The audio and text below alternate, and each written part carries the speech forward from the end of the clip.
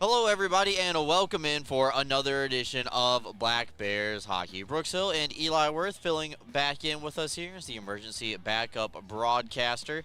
Here tonight, Binghamton coming off an 8-0 victory, a shutout performance made by Dominic Tomei, his first professional shutout, and they're going to take on the Watertown Wolves on the road tonight up in Watertown. That's why we are here in the Black Bears office calling the game remotely. Unfortunately, they do not have the internet capabilities to support two live streams going on at the same time. So, Eli, Black Bears pick up 3 points, and that's fine and dandy. They're still leading the FPHL, top of the entire league standings in that case. But 7 different goal scorers last night, 8 goals. Post-game, there was a change to the statistics. Instead of 8 different goal scorers, Zach Sirota was credited with a second goal. It would have been his first of the game. He took the one away from Garrett Sargis, so he did lead all scorers with 2 goals in the game, but still had 7 different goal scorers. No, it was incredible. The guys did a great job sharing the puck around. Everyone got opportunities, looks. It was just, if it was your shot to take, you take it. And it was just happened to be spread across the entire team. A lot of guys with scoring opportunities, total points spread across evenly.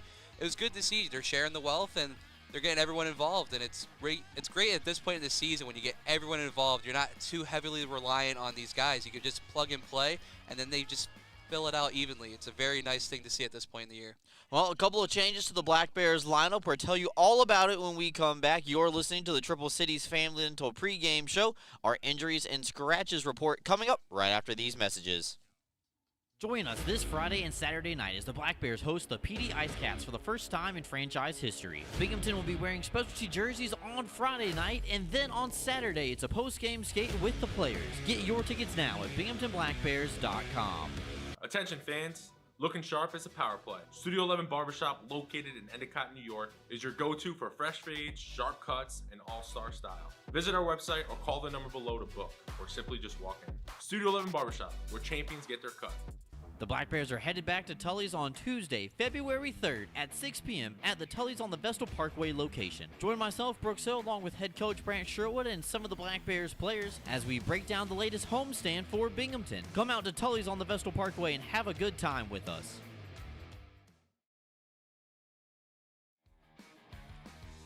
Welcome back in, everybody. Triple Cities Family Dental pregame show. Triple Cities Family Dental makes your smile their priority. You can call and schedule an appointment. Go see them by giving them a ring at 607-545-4148. Eli, I know we were just talking about it off air. A couple of changes to the Black Bears lineup tonight. No Gavin Yates along with Mac Jansen, both out as healthy extras tonight. So Binghamton will play with 9 forwards up front. Jacob Shanker still not ready to return yet. Good news for Jacob and everybody following his progress throughout the season, coming back from injury. Did skate this week in the no-contact jersey. Still just waiting to shed that yellow practice jersey to get back up to full speed. No, he was fantastic to start the year with the Black Bears. They've missed him a little bit in those lower forward spots, but he's looking to battle back here shortly, and we'll be seeing him real soon. Now, hopefully, Jacob is going to be back out on the ice next week when the Black Bears take on the PD Ice Cats here at home. They're going to turn to Dominic Tomei, back in between the pipes again tonight. He made 21 saves last night, turned away every shot he faced, and we will see if that is the key, the recipe for success. It's a great key to victory for the Black Bears to see if they can continue to do that again tonight. We already kind of hit on last game from our friends at Bear Bright Electric, looking at the rewind. But what else do you think the Black Bears can really take away from an 8-0 victory in a game they really dominated right from the get-go? It's kind of to get out of your own head, because 8 goals is a lot, and when you don't face any shots that are in too high of risk, then you start to maybe relax, and you don't want to drop your guard at all. They have to stay sharp and stay on top of their game and just keep enforcing their will on the offensive end. So Dominic Tomei does increase his stats on the year. He now has a record of 14-1-0, a league-leading best 1.81 goals against average. Anything below 2 is fantastic. Oh, so when you're at 1.8, that's pretty incredible, and a save percentage at 934. And they're going to turn back to him tonight. Also worth noting in the injuries and scratches update, I know we really don't talk about it a lot for the visiting or opposition team that the Black Bears are taking on, but Jake Schultz does return back into the lineup tonight for the Watertown Wolves, coming off his one-game loan to the ECHL's Adirondack Thunder with our good friend and former broadcaster, Rob Lapolis. So Schultz back in the lineup tonight, and the Black Bears will be looking to take him on and pick up another victory on the year. Binghamton comes into the night 28-3-0. This is game 32 of the FPHL season. Watertown 11-16-3. They would be out of a playoff spot if the postseason did start today. That fourth spot at the bottom of the Empire Division starting to get clogged up a little bit with some teams vying for that final spot.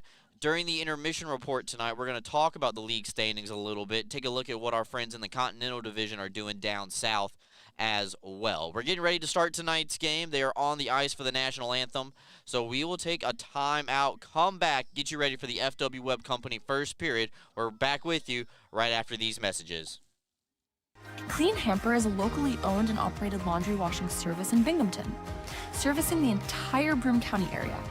Our services include washing and folding, specialty cleaning of larger items, stain and spot removal, hang drying, and ironing services. Our customers can drop their laundry off at our facility and then pick it back up when it's convenient for them. Or our drivers can pick the laundry up at your doorstep and deliver right back to you. We have a team of laundry care specialists that are ready to provide a clean, fast, and professional service. It's our mission to provide quality, convenient, and trustworthy laundry washing services to our Binghamton customers and community. Let us take the burden of laundry off your to-do list. Give us a call today.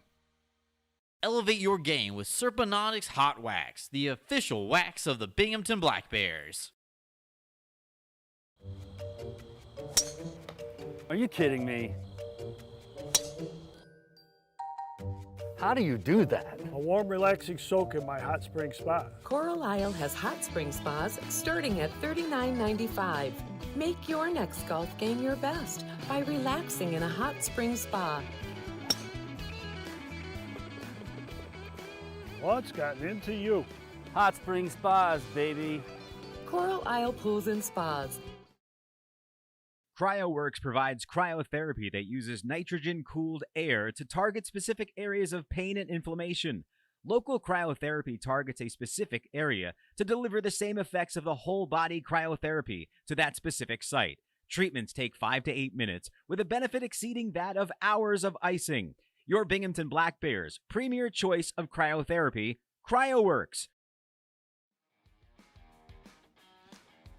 Welcome back in, everybody. Just getting set for puck drop here. Ceremonial puck drop taking place right before we start between Black Bears and Wolves. Dustin Henning and Jesse Anderson will do the honors tonight for the two sides. And just so you know that I'm not lying to you, here it is. And bam, transition, ceremonial puck drop, and we are just about set to go here underway. Now, Binghamton did win the last game that they played in the Watertown Municipal Arena, Eli. However, the game before that, because it was a two-game set, they did lose by a final score of 4-3. Watertown scored 3 goals in the third period, but Binghamton really controlled the pace of play for the first 40 minutes in that one. Yeah, it was just an unfortunate finish there. They started off hot, a 3-1 start going into that third period, and gave up 3 unanswered a little late in the game. And it was just an unfortunate night for Binghamton. Shots weren't falling, and they just stood tall there to finish that game out, unfortunately. Well, looks like we are all set to go here. FW Web Company, first period. Visit them at nearby 62 Griswold Street or online anytime at fwweb.com. We are officially underway here on a Saturday night. This is the final matchup of the weekend for both sides. Last time Jake Schultz played against the Black Bears in this building, he scored the first goal of the game on the first shot on target. So a big hit late on very early, And now Tomei trying to find the puck down low quickly. Looks like everybody's okay. Black Bears do get up. Emerson Emery comes flying into the zone. 3-on-2, elects to go for the shot, and it does trickle wide. Third line does get the start tonight for the Black Bears. That is Emerson Emery, Kyle Steffen, and Nick Swain, along with Dan Weber and Cam Cervoni. That's brought to you by our friends at A&C. So about a minute gone here in period number 1 as Dabari tries to up it ahead for Hunter Hall. It's too far in front of the Watertown forward, and that will bring up our first stoppage. 56 seconds gone. It's icing against the Wolves. Watertown's coming out swinging. They're starting a little hot, moving that puck around pretty well, just keeping the pressure up toward Binghamton, maybe trying to get him to make a mistake, but we have an offensive draw zone here.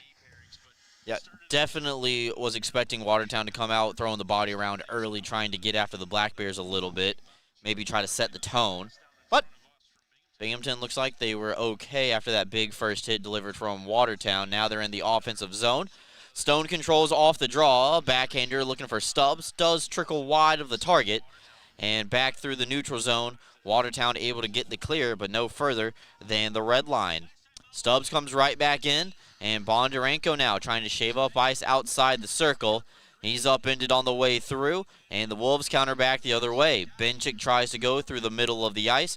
Broken up by DeRazio, and away comes Stubbs. Trying to just knock that one further down the wall. So the Black Bears can get on the forecheck. A return to sender on the first clearing attempt, and now Watertown does get it behind Tomei, who calmly played around the wall. This is Chichu Lathlen, native of Manitoba, now controlling the puck. 1-on-1, goes out wide. He fires the first shot on goal of the night for the Black Bears, and it's blockered away by Brendan Colgan. Colgan around directing traffic, sends it back up the wall. Sirota plays it back around behind the cage, and Chernyuk able to get the outlet pass. Stretched ahead for Gordon. Gets behind Lathlen, but not able to make a pass on it. Black Bears defender does a good job of sealing him up against the half wall. Anderson will come in to lend a hand when the Wolves trying to locate it behind Tomei's cage. Ramaker still playing forward tonight for Binghamton in that 28 jersey. Sends it back before Binghamton can go forward. And now reversed around. And Binghamton now trying to bring it up ice. Sirota knocked down by McDonald. Those two were going at it with each other last night. And now Gordon brushing off a hit from Lathland. McDonald through traffic, hipped on by Newman. Tomei had to be ready for it, but it does just trickle through the blue paint. Binghamton finally gets a clear. Sargis out wide for Ramakers. Little give-and-go action. Back to 19. Backhander goes high above the crossbar and sent back around the wall for Weber. He can't get it deep enough, and Newman will intercept. Clear through the middle of the ice, but it's gloved down by Swain. Swain fires a drag shot that's blocked. Colgan makes the initial save. Rebound is up to the blue line. Right back in. Swain had it go underneath his stick. Back around. And then McDonald sends Swain down to the ice. That's the second hit that McDonald has delivered on this defensive shift alone. He's lost his stick. Colgan tries to reach out, play the puck. It's still available. And then Emery lays a hit on Henning behind the play. Back all the way down. It trickles down to Dominic Tomei. As Binghamton will change. Waste no time. They slap it around the wall. And Colgan comes out of his net and play it around for Zimmerman. That allows Steffen to go up ice. Swain can't get the steal. And now Powers from the blue line fires on target. And Dominic Tomei will make his first save of the night. Just about 4 minutes gone in the period. I'm liking what I'm seeing so far. The Black Bears defense is keeping the puck against the boards there, not giving the Watertown Wolves much of an opportunity to get in front of Tomei there, force them to make a mistake. Nothing between the dots, really. Just keeping them high and out of sight.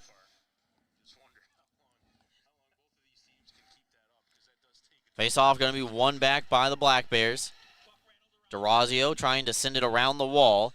It goes underneath the stick of Steffen, and Tomei is going to have to be ready to make a save as Filipov risks a shot on target.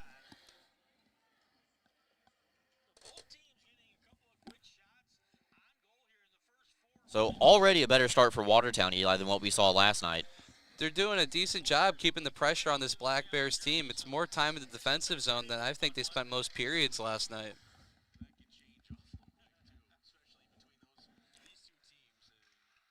Now the puck ends up behind the net following the face-off. Binghamton will gain control, and they're come through the neutral zone, saucered on ahead. Looking for Emery on the far side. It's no icing, but he's not able to get there for control. Stone able to soccer style that one up to his forehand. Here, fire, looking for the top shelf. Just goes wide. Nice little deceptive shot from Dan Stone. Made a great play inside his own blue line to keep the play alive. And now the Black Bears trying to pressure on the forecheck.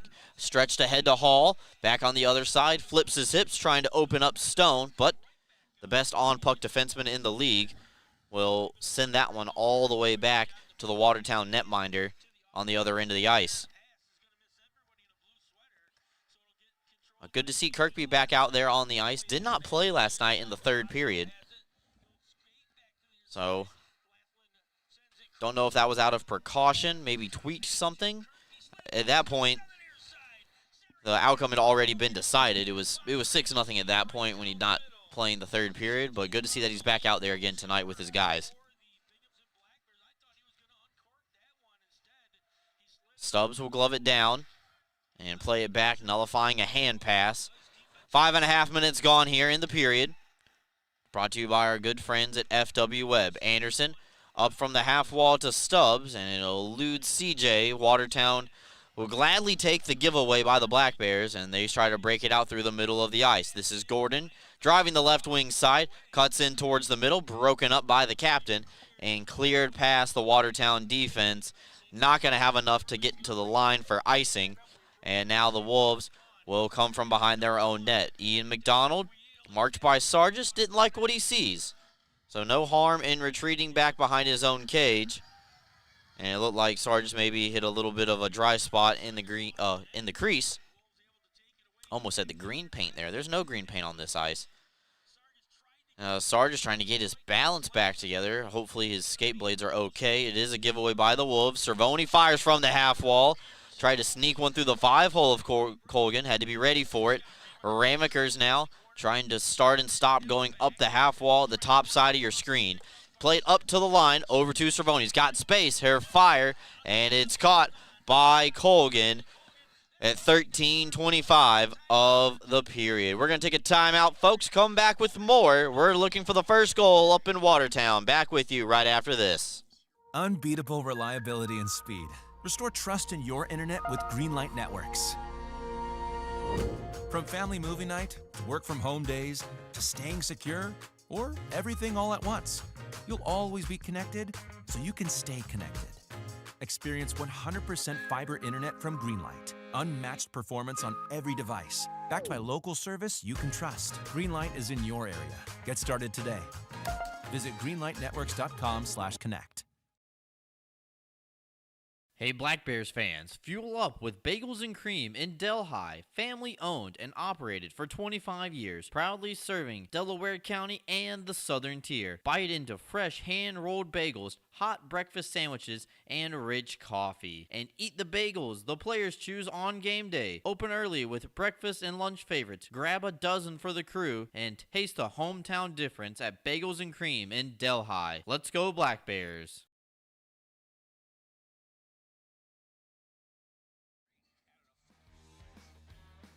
Welcome back in, everybody. Brooks Hill, Eli Worth here on the call tonight.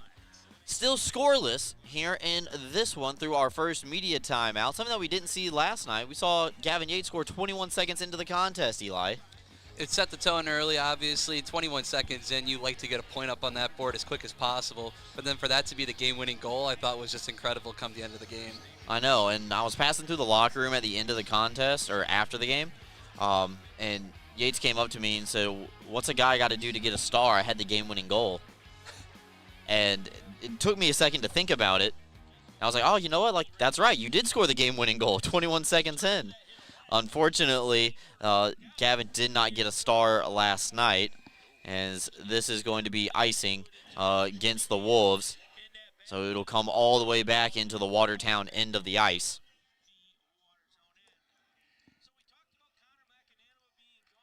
So 6 minutes and 45 seconds gone in the period. Brought to you by our friends at FW Web.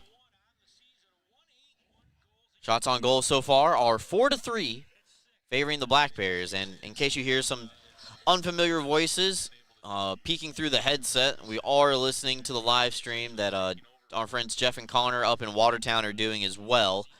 So we have them timed up as best we can, but just so we have a feel for the natural sound of the game. It might leak through the headset. It would be cool if it did, because that just means that me and Eli aren't the only thing coming into your living room tonight while you're watching. Hack and whack time for the Black Bears. Sorota's backhander just goes wide as they look for a loose puck on top of the blue paint. Sargis and Sirota playing a good game of catch in tight to create some scoring opportunities. The Wolves are going to send this one down again. Not going to make it to Tomei. So now Sirota will enter back into the offensive zone. He draws a couple of eyes as Chernuk protecting the house. The big, tall defense. And Watertown's got some tall players. We were talking about that pregame where they were lining up for the national anthem, Eli, as Watertown tries to center up. But even though Watertown did not have the best of game last night, they have the opportunity to really clear out some of the Black Bears players. They got some size to them. Looks like Binghamton's going on the power play here. A tripping call possibly on that Emery play. It's tough to see the stick, but it actually looks like the signal was a hook, and it looks like Chernuk is headed to the penalty box. So period number 1. Binghamton's going to go on the power play. Power play looked really good last night. They went 4 for 9. So that is 7 minutes and 46 seconds. Time of the penalty, and the Black Bears are officially on the Myers Security power play. Let's see what they can do with it. Right now, it's looking a little bleak, but that's because we can't see anything. 8 minutes gone here in the first period. Black Bears are trying to make their way up the ice right now, and you can see Colgan's backtracking. There's somebody skating with the puck on the way through, and there's Kirkby playing it back up top to the line. That's Durazio quarterbacking. Plays a game of catch with Kirkby, sent across for Stubbs. One-timer, and he fires and scores. CJ Stubbs will get the goal, and it is 1-0 Binghamton. They strike at 8:25 of the first period. the patience of that Black Bears power play there. They cut the puck up high, cycled it across the top, found Stubbs, and Colgan just didn't beat him to the post there. Snuck it right through. So here's a look at it on our Heinz Energy replay. Bondarenko looks like he's going to extend his point streak, as Kirkby was actually providing the net front presence there. So Bondarenko to Stubbs. Gets it past Colgan. And that is the 24th goal of the season for CJ Stubbs. That is a team high. He's doing a fantastic job finding the back of that net. And when you're on that power play unit, it's so hot and so effective at this point in the year. Lathan with the keep in at the blue line temporarily will send it back down low. Zimmerman able to get it past Emery on the second attempt to get the clear. Black Bears waste no time trying to come back into the offensive side, but Watertown's going to be able to get it into the neutral zone, force Binghamton to touch up, and that just allows Emery and Swain the opportunity to get on that forecheck that's been so good. And Sirota on the forecheck last night set up Steffen for that goal in the second period with just 11 seconds left. So a lot of guys who would, I guess, be not your so-on-so top guys on your team doing the things that might not show up in the stats but lead directly to goals. No, and once those bottom lines start contributing so effectively, which as they have been lately, again, that Sirota spark down there on those bottom lines, having a career year for himself, he just brings that energy and tenacity, and he's not afraid to take on bigger guys either. He gets physical on those boards and forces them to make mistakes just thinking that they're going to underestimate him there. Yeah, I don't see Zach Sirota backing down from anybody physically anytime soon. So I don't think he ever has either. So now Ramekers sidesteps Chernuk, who took the penalty for hooking to start the contest. That allowed Binghamton to go on the power play, and CJ Stubbs able to get his team high 24th goal of the season. Now back the other way as we approach the halfway point of the period. Filippov in a board battle, I believe, with Stubbs, and it gets sent back around for Durazio. DeRazio will send it over to the far side. Sirota coming over the line, but Binghamton's offside. Little late hit there on Sirota. Kind of goes down into the corner. I'm not sure why, or he didn't put a shot on net or anything. It's pretty uncalled for. So Watertown is going to get a penalty for that hit. And the Binghamton power play right back out there on the ice.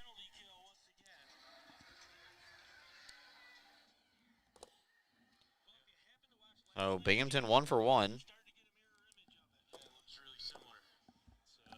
On the power play, brought to you by our friends at Meyer Security, and we're going to get another opportunity to see that red-hot power play right now. Binghamton comes into the night 28% on the man advantage. That is pretty good, as they would say.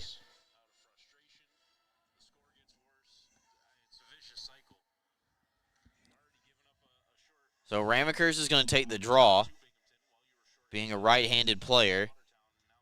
Teams fight for control, and DeRazio, great patience displayed at the blue line not to send that puck into a blocked passing lane. Now they're sending it back around for Stubbs, try to get his one-timer free. Not able to. And looks like they accidentally hit the commercial button.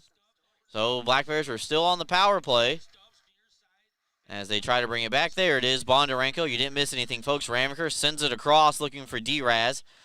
But the rookie defenseman going to be able to pick it up from the half wall, send it back across over to Stubbs. Now over at Kirkby, behind the net. Just saucers it up the wall to Bondarenko. Already extending his point streak with a primary helper on the opening goal of this one. Black Bears now looking for more. DeRazio steps into one, trickles wide. Colgan reaches out, tries to freeze it, and instead has to swipe at it. Puck stays in play.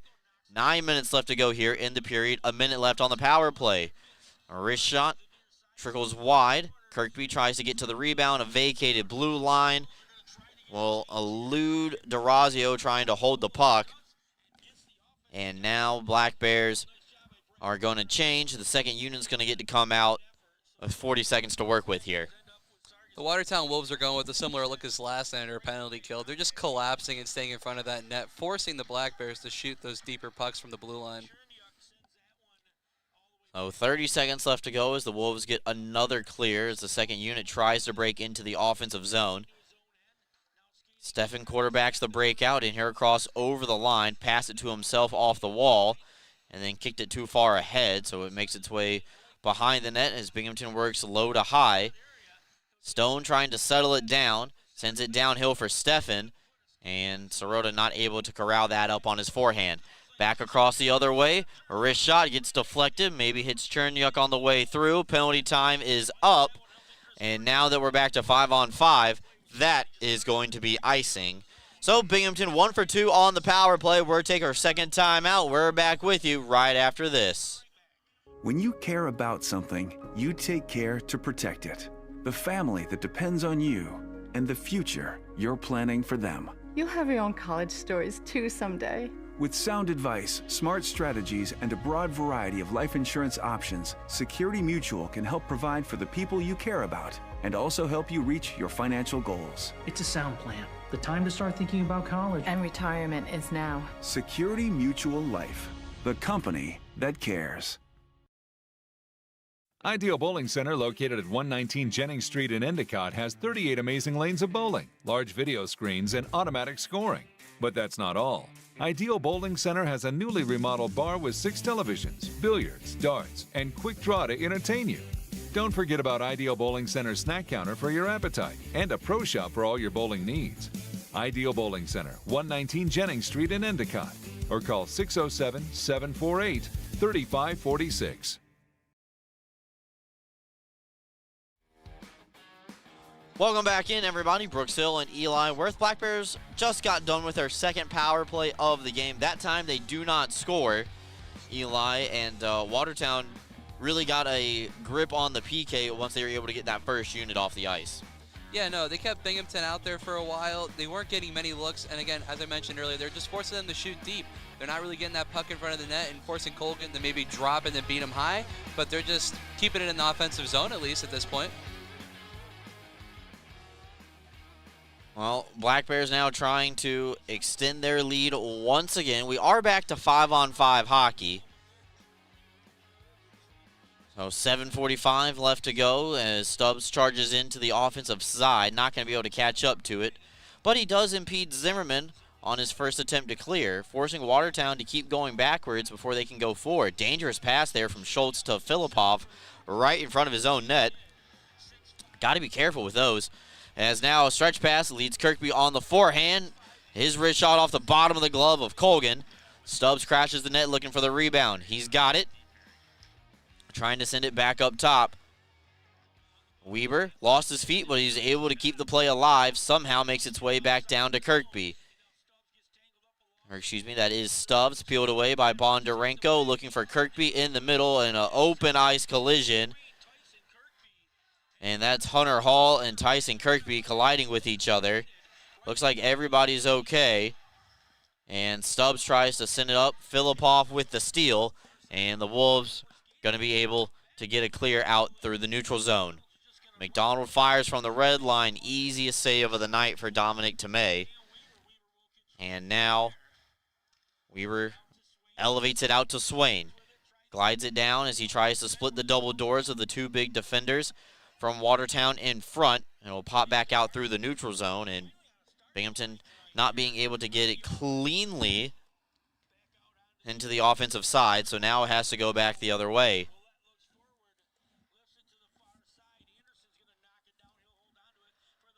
6:10 left to go here in the period as the teams are trying to ping-pong it back and forth right now. Finally, Stephan and Swain come into the zone, but it's offside.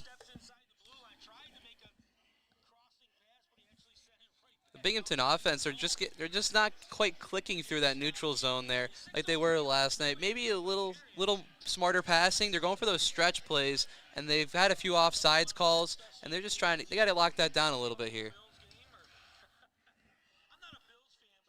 6 minutes left to go here in the period. Watertown able to flip this one in. They have 3 shots on goal, and penalty is going to be coming up here. And it is going to be hooking. And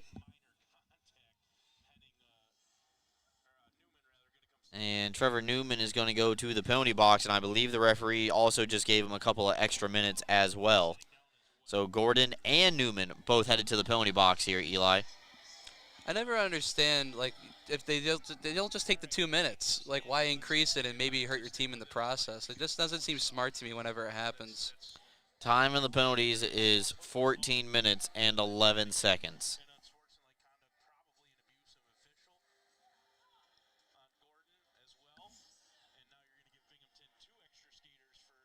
So 5-on-3 for 2 minutes. We saw a lot of 5-on-3 last night. We mentioned a 5-on-3 goal. We're still hoping for one. So Ramekers now is going to take the important draw. And step 1 is win it cleanly. Stubbs in the middle, play a game of catch with DeRazio. A wrist shot, looking for the high blocker. And that'll go wide, but calmly over to DeRazio. Probably know that Watertown's not going to chase too far out to get those rebounds. They're more concerned about protecting the house. DeRazio's wrist shot, looking to get another power play goal. One touch in tight. Colgan able to make the save. DeRazio with the power play goal last night. Yeah, he was part of the guys who scored 3 straight power play goals on 3 straight opportunities. Yeah, it was a wonderful look there because Stubbs was just playing catch with him at the top there, put it across him for that one-timer, and he picked the corner beautifully. Hoping to see some same results here with the second unit.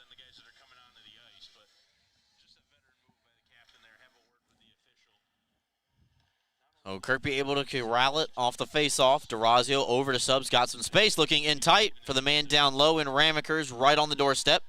Bounces back up top. DeRazio's shot is fought off by Colgan. Kirkby gets over to the rebound quickly, though. Back over to D-Raz in tight, looking for Bondarenko on the back post. And it will trickle back up to the blue line now. DeRazio into the middle for Stubbs. Sent down low into the circle where Bondarenko was calling for it. Stubbs fanned on the pass. Gets it right back, though. Intermission into Bondarenko. Touch pass across, looking for Ramekers, trying to go for the easy tip-in. Unfortunately for the Black Bears, it will come up empty-handed and knocked all the way back down to Dominic Tomei. Black Bears will bring it up ice again. They will also change players. Second unit out. They got 33 seconds to work with. And remember, 2 players from the Wolves are going to come out of the penalty box at the same time. If they can kill this off, this is another Myers security power play for Binghamton. Stone, down low at the goal line, tries to make his way to the front. Excellent back check by Sirota to lift the stick of Powers. Extra possession, but slashing is the call as Binghamton touches up. We're going to tell you all about it when we come back from this timeout. Binghamton takes their first call, or first penalty of the night, and that'll end the Binghamton power play. We'll go to 4-on-4 in just a little bit. Rediscover your glow at Tanfastic Sun Tan Center, where wellness meets radiance. We offer red light therapy to boost collagen, speed up cell turnover, and help athletes recover faster with relief for joints, circulation, and muscle relaxation. Keep your glow year-round with our tanning beds or build a safe summer base so you don't burn in the sun. Looking for instant color? Try our spray tan. It's half off every Thursday. Plus, explore our wide variety of lotions tailored for every skin type. And yes, Tanfastic is Black Bear approved.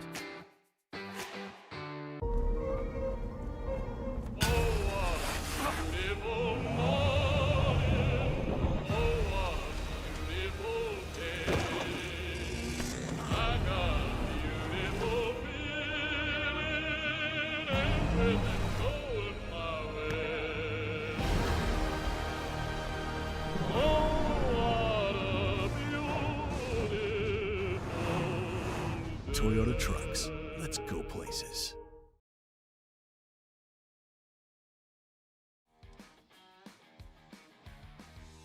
Welcome back in, everybody. Brooks Hill and Eli Worth here on the call. We want to thank you for tuning in to tonight's broadcast. Unfortunately, the Black Bears did take a penalty right before we went to commercial. Zach Sirota for slashing. And they're just waiting for the scoreboard to go back on. 4:01, so that means time of the penalty is 15:59. So after 10 seconds, 2 players from the Wolves are going to come out, and now they're going to be on a power play.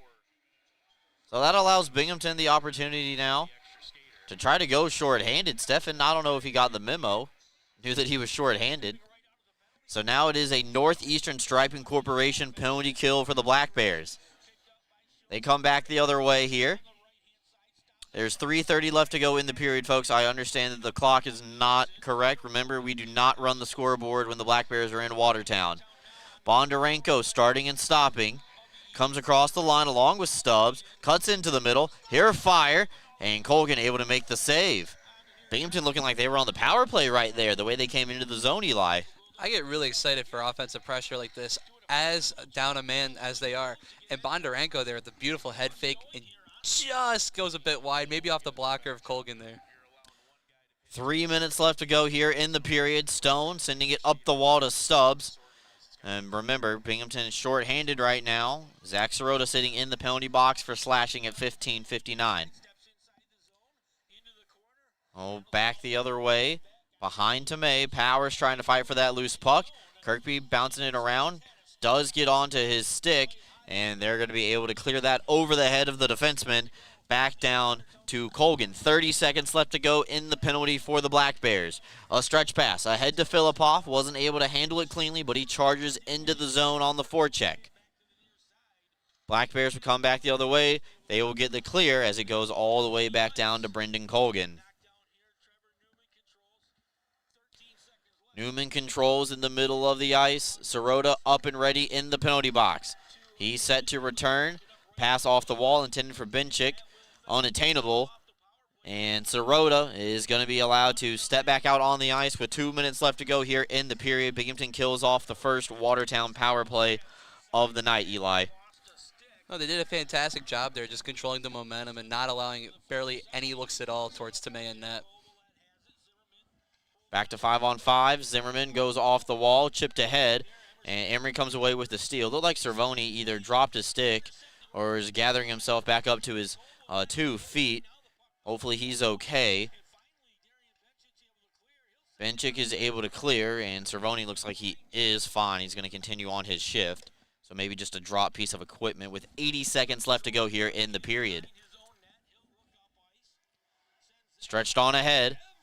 And Swain in a race beats out the defender. That forces Colgan to play the puck around the wall. Clock continues to move. That one almost ricocheted into the net off the body in front. Now the Wolves will come back the other way. Dabari along with Schultz out wide. His shot flutters. And Tomei trying to stay square. Directs it into the corner. Schultz like a wrecking ball behind the ice, trying to take a body anywhere that he can find it. And now Swain, though, calmly able to poke that one out into the neutral zone. 40 seconds left to go here in the period.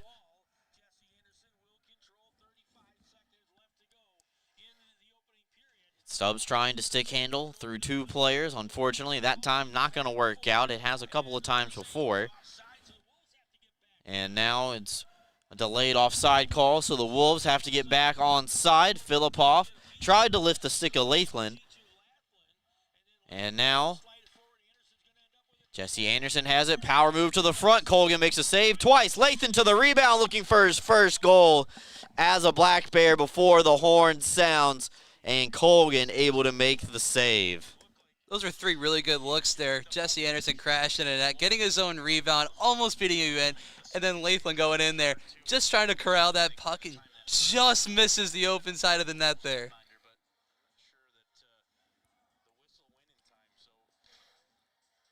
So unfortunately, the way that I thought that everybody skated away, I thought the horn was going to sound. It looks like that was not the case. Binghamton tries to go forward with it. There's 6 seconds left. Watertown gets control. They're not going to pass the puck up the wall. They're going to let the horn sound, and they will be content to go to the locker room trailing 1-0. Binghamton scores on the power play at 8:25 of the first period. It is a C.J. Stubbs goal that puts the Black Bears on top 1-0. We're going to take a quick timeout, everybody. Come back. We'll have the Excite Motorsports Intermission Report coming up right after these messages here live on YouTube. So stick around. Are you ready to take your billiards game to a whole new level? Dragon Billiards Instruction and Pro Shop has everything you need to impress your friends and crush your opponents. American Q Sports certified coach Kim the Dragon Young is now accepting new students. From novices to pros, the Dragon helps you find your best game with in-person or online instruction available worldwide. Need help with stance, stroke, or alignment and aiming? We've got you covered. Looking for advanced cue control techniques and trick shots? No problem. Follow us on Facebook at Dragon Billiards Instruction and Instagram at Dragon Billiards Kim for free daily tips and drills, upcoming tournaments and events, as well as exciting contests and giveaways. Subscribe on Patreon for personalized video content. Visit our online pro shop for the lowest prices on the highest quality pool cues, accessories, and Dragon Billiards gear. Dragon Billiards Instruction and Pro Shop, breathing fire into your game. Excite Motorsports has one of the largest and best selections of off-road vehicles in the Northeast. And right now, the showroom is filled with a great selection of motorcycles from CF Moto.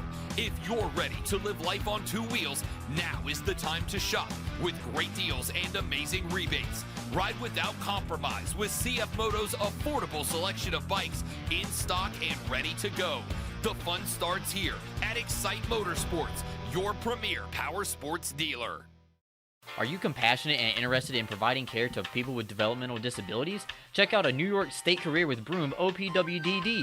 Enjoy great benefits such as job security, health insurance, retirement plan, paid time off, opportunities for advancement, and so much more. Positions as direct support professionals in the community or at a secure facility might be exactly the change of pace that you're looking for. For more information, call 607-240-4786 or go online to www.opwdd.ny.gov. Welcome back in, everybody. Brooks Hill and Eli Worth here in studio tonight. calling the game remotely. Black Bears lead 1-0 after 20 minutes of play. Taking a look at the stats here. Binghamton 1 for 4 on the power play now, and Watertown is 0 for 1. They did score on the power play thanks to CJ Stubbs on their first power play of the night, so that's a positive.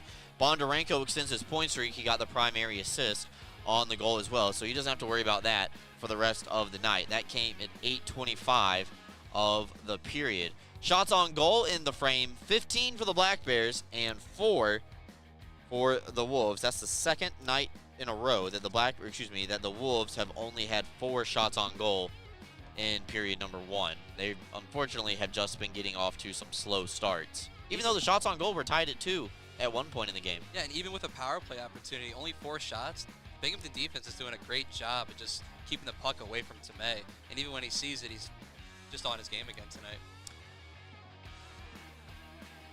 Dominic Tomei continues to impress, and I'd have to go back and check the game in Carolina. Maybe I'll do that during the next commercial, but he is quickly approaching over 100 minutes of you-know-what in between the pipes. Some people don't like it when the broadcaster says it. Doesn't really affect anything that's going on, but as Eli pointed out last night, they're always looking for someone to blame, and it could be you if you mention it. So that was a look at our stats through 20 minutes of play. We will have a look at the out-of-town scoreboard coming up after these messages here on the Excite Motorsports Intermission Report. We're back with you after this. Open 7 days a week with urgent care appointments on Saturday and Sunday from 8 a.m. to 4 p.m. Roman Acres Veterinary Hospital in Green is Bingo's first thought when he injures himself on the ice. Our dedicated doctors and staff worked with Bingo to get him back out to visiting with his fans. Turns out Bingo isn't quite ready for the pros just yet. On his way out, he got to say hi to his fellow Black Bears here for their wellness appointments. Give us a call at 607-656-4285 to have your pet seen today.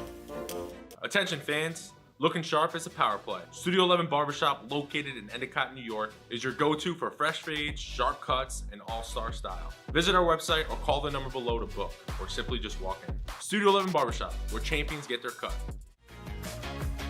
Freshen up your morning with Wendy's breakfast, like a breakfast Baconator, or a grilled sausage burrito, or even a Honey Buddy. Ready for a fresh wake-up call? Gotta be Wendy's at participating U.S. Wendy's. Clean Hamper is a locally owned and operated laundry washing service in Binghamton, servicing the entire Broome County area.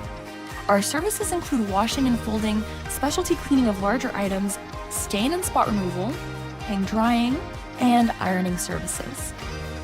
Our customers can drop their laundry off at our facility and then pick it back up when it's convenient for them. Or our drivers can pick the laundry up at your doorstep and deliver right back to you. We have a team of laundry care specialists that are ready to provide a clean, fast, and professional service. It's our mission to provide quality, convenient, and trustworthy laundry washing services to our Binghamton customers and community. Let us take the burden of laundry off your to-do list. Give us a call today. Elevate your game with Serponautics Hot Wax, the official wax of the Binghamton Black Bears. Are you kidding me? How do you do that? A warm, relaxing soak in my hot spring spa. Coral Isle has hot spring spas starting at $39.95. Make your next golf game your best by relaxing in a hot spring spa. What's gotten into you? Hot spring spas, baby. Coral Isle Pools and Spas. CryoWorks provides cryotherapy that uses nitrogen-cooled air to target specific areas of pain and inflammation. Local cryotherapy targets a specific area to deliver the same effects of the whole-body cryotherapy to that specific site. Treatments take 5 to 8 minutes, with a benefit exceeding that of hours of icing. Your Binghamton Black Bears' premier choice of cryotherapy, CryoWorks. Unbeatable reliability and speed. Restore trust in your internet with Greenlight Networks.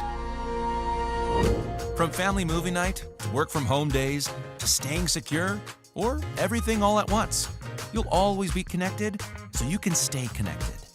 Experience 100% fiber internet from Greenlight. Unmatched performance on every device. Backed by local service you can trust. Greenlight is in your area. Get started today. Visit greenlightnetworks.com/connect.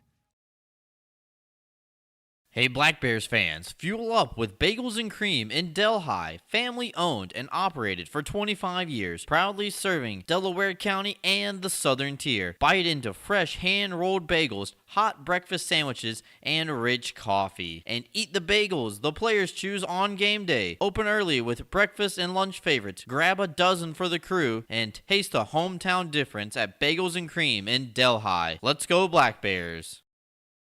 When you care about something, you take care to protect it. The family that depends on you, and the future you're planning for them. You'll have your own college stories too someday. With sound advice, smart strategies, and a broad variety of life insurance options, Security Mutual can help provide for the people you care about and also help you reach your financial goals. It's a sound plan. The time to start thinking about college. And retirement is now. Security Mutual Life, the company that cares. Ideal Bowling Center, located at 119 Jennings Street in Endicott, has 38 amazing lanes of bowling, large video screens, and automatic scoring. But that's not all. Ideal Bowling Center has a newly remodeled bar with 6 televisions, billiards, darts, and quick draw to entertain you. Don't forget about Ideal Bowling Center's snack counter for your appetite and a pro shop for all your bowling needs. Ideal Bowling Center, 119 Jennings Street in Endicott, or call 607-748-3546. Rediscover your glow at Tanfastic Sun Tan Center, where wellness meets radiance. We offer red light therapy to boost collagen, speed up cell turnover, and help athletes recover faster with relief for joints, circulation, and muscle relaxation. Keep your glow year-round with our tanning beds or build a safe summer base so you don't burn in the sun. Looking for instant color? Try our spray tan. It's half off every Thursday. Plus, explore our wide variety of lotions tailored for every skin type. And yes, Tanfastic is Black Bear approved.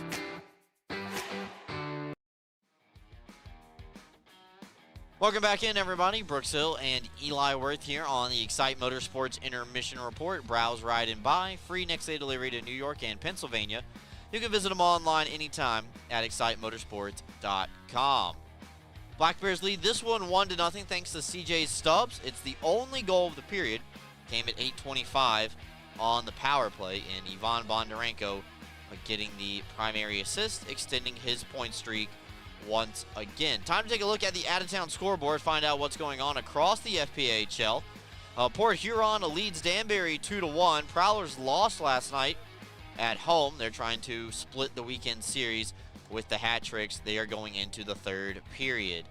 PD leads Athens 2-0. PD with a lead last night, but the Rock Lobsters came back and won that game. So we'll see if they can hold on to that 2-0 lead down in Florence, South Carolina. Blue Ridge Bobcats lead the Twin City Thunderbirds 2-1 after the end of the first period, and there's no score in the second period between the Columbus River Dragons and the Indiana Sentinels. No score yet updated on the Baton Rouge Topeka game out in Kansas, and that is update on our out-of-town scoreboard. One more time, nothing yet for Topeka and Baton Rouge. They haven't turned on the live stat system yet.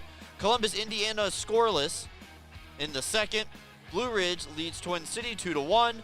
PD leads Athens 2-0, and Port Huron leads Danbury 2-1. We're going to take another timeout, come back, drop your questions in the YouTube chat, and Eli will pick out his favorite ones, and we will answer them live on air. So don't go anywhere, folks. Ask the Broadcast coming up right after this.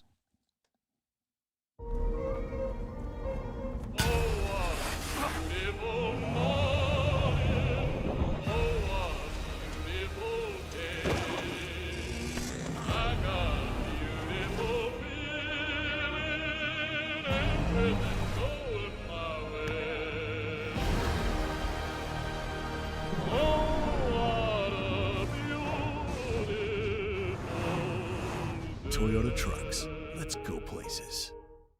Are you ready to take your billiards game to a whole new level?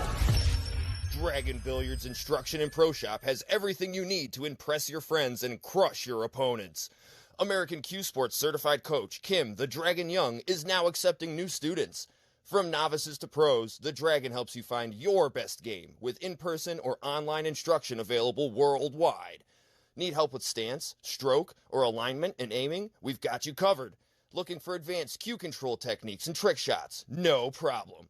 Follow us on Facebook at Dragon Billiards Instruction and Instagram at Dragon Billiards Kim for free daily tips and drills, upcoming tournaments and events, as well as exciting contests and giveaways. Subscribe on Patreon for personalized video content. Visit our online pro shop for the lowest prices on the highest quality pool cues, accessories, and Dragon Billiards gear. Dragon Billiards Instruction and Pro Shop, breathing fire into your game. Life is short. Don't get shortchanged. Get a machine with the features you want. All standard, and all at a great price. Ride without compromise. CF Moto. Experience more together. Browse, buy, ride. The fun starts here at Excite Motorsports, your premier power sports dealer. Are you compassionate and interested in providing care to people with developmental disabilities? Check out a New York State Career with Broom OPWDD. Enjoy great benefits such as job security, health insurance, retirement plan, paid time off, opportunities for advancement, and so much more. Positions as direct support professionals in the community or at a secure facility might be exactly the change of pace that you're looking for. For more information, call 607-240-4786 or go online to www.opwdd.ny.gov.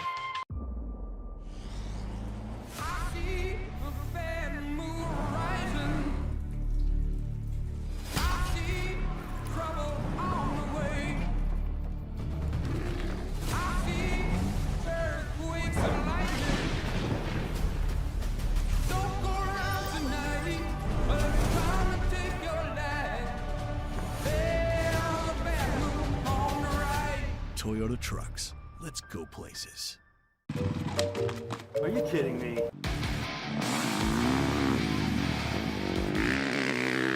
How do you do that?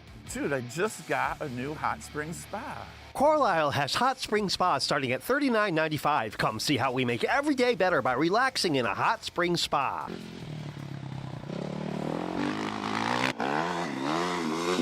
What happened to you today? You're shredding it.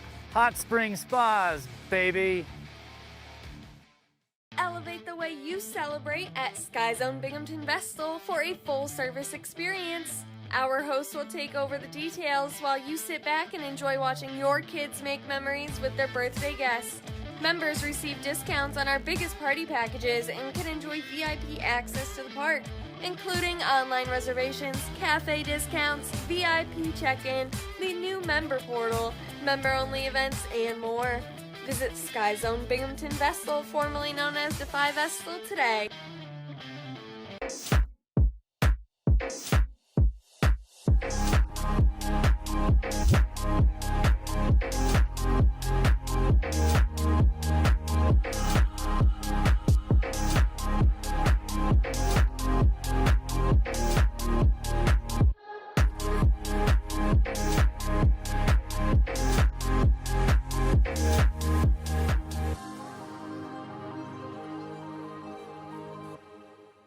UHS Sports Medicine is the exclusive sports medicine and athletic training service provider for the Binghamton Black Bears.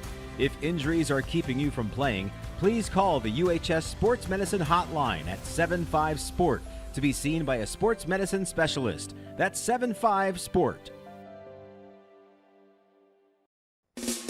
Go with the winner, Jeff Kai's Auto Sales. We have a huge selection of vehicles and every tool available to fit everyone's credit needs. If you've been told no before, I say no when it feels so good to say yes. Get the vehicle you deserve. Yes, that's awesome. With our guaranteed credit approval program, which can easily be filled out online at jeffkais.com. Jeff Kai's Auto Sales, Apple Lincoln. Go with the winner, Jeff Kai's.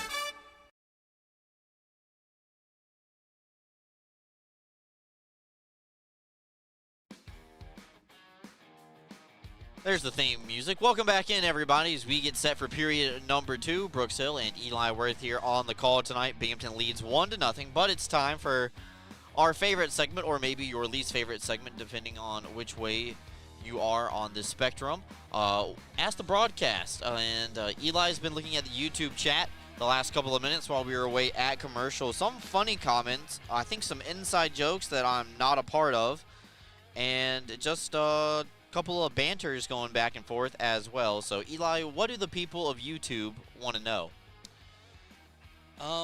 First question was, is this the Krusty Krab? And no, unfortunately, is not. This is the Binghamton Black Bears broadcast. I almost said this is Patrick. I understood that one. Yeah, I understood that one. Quick one off the rip.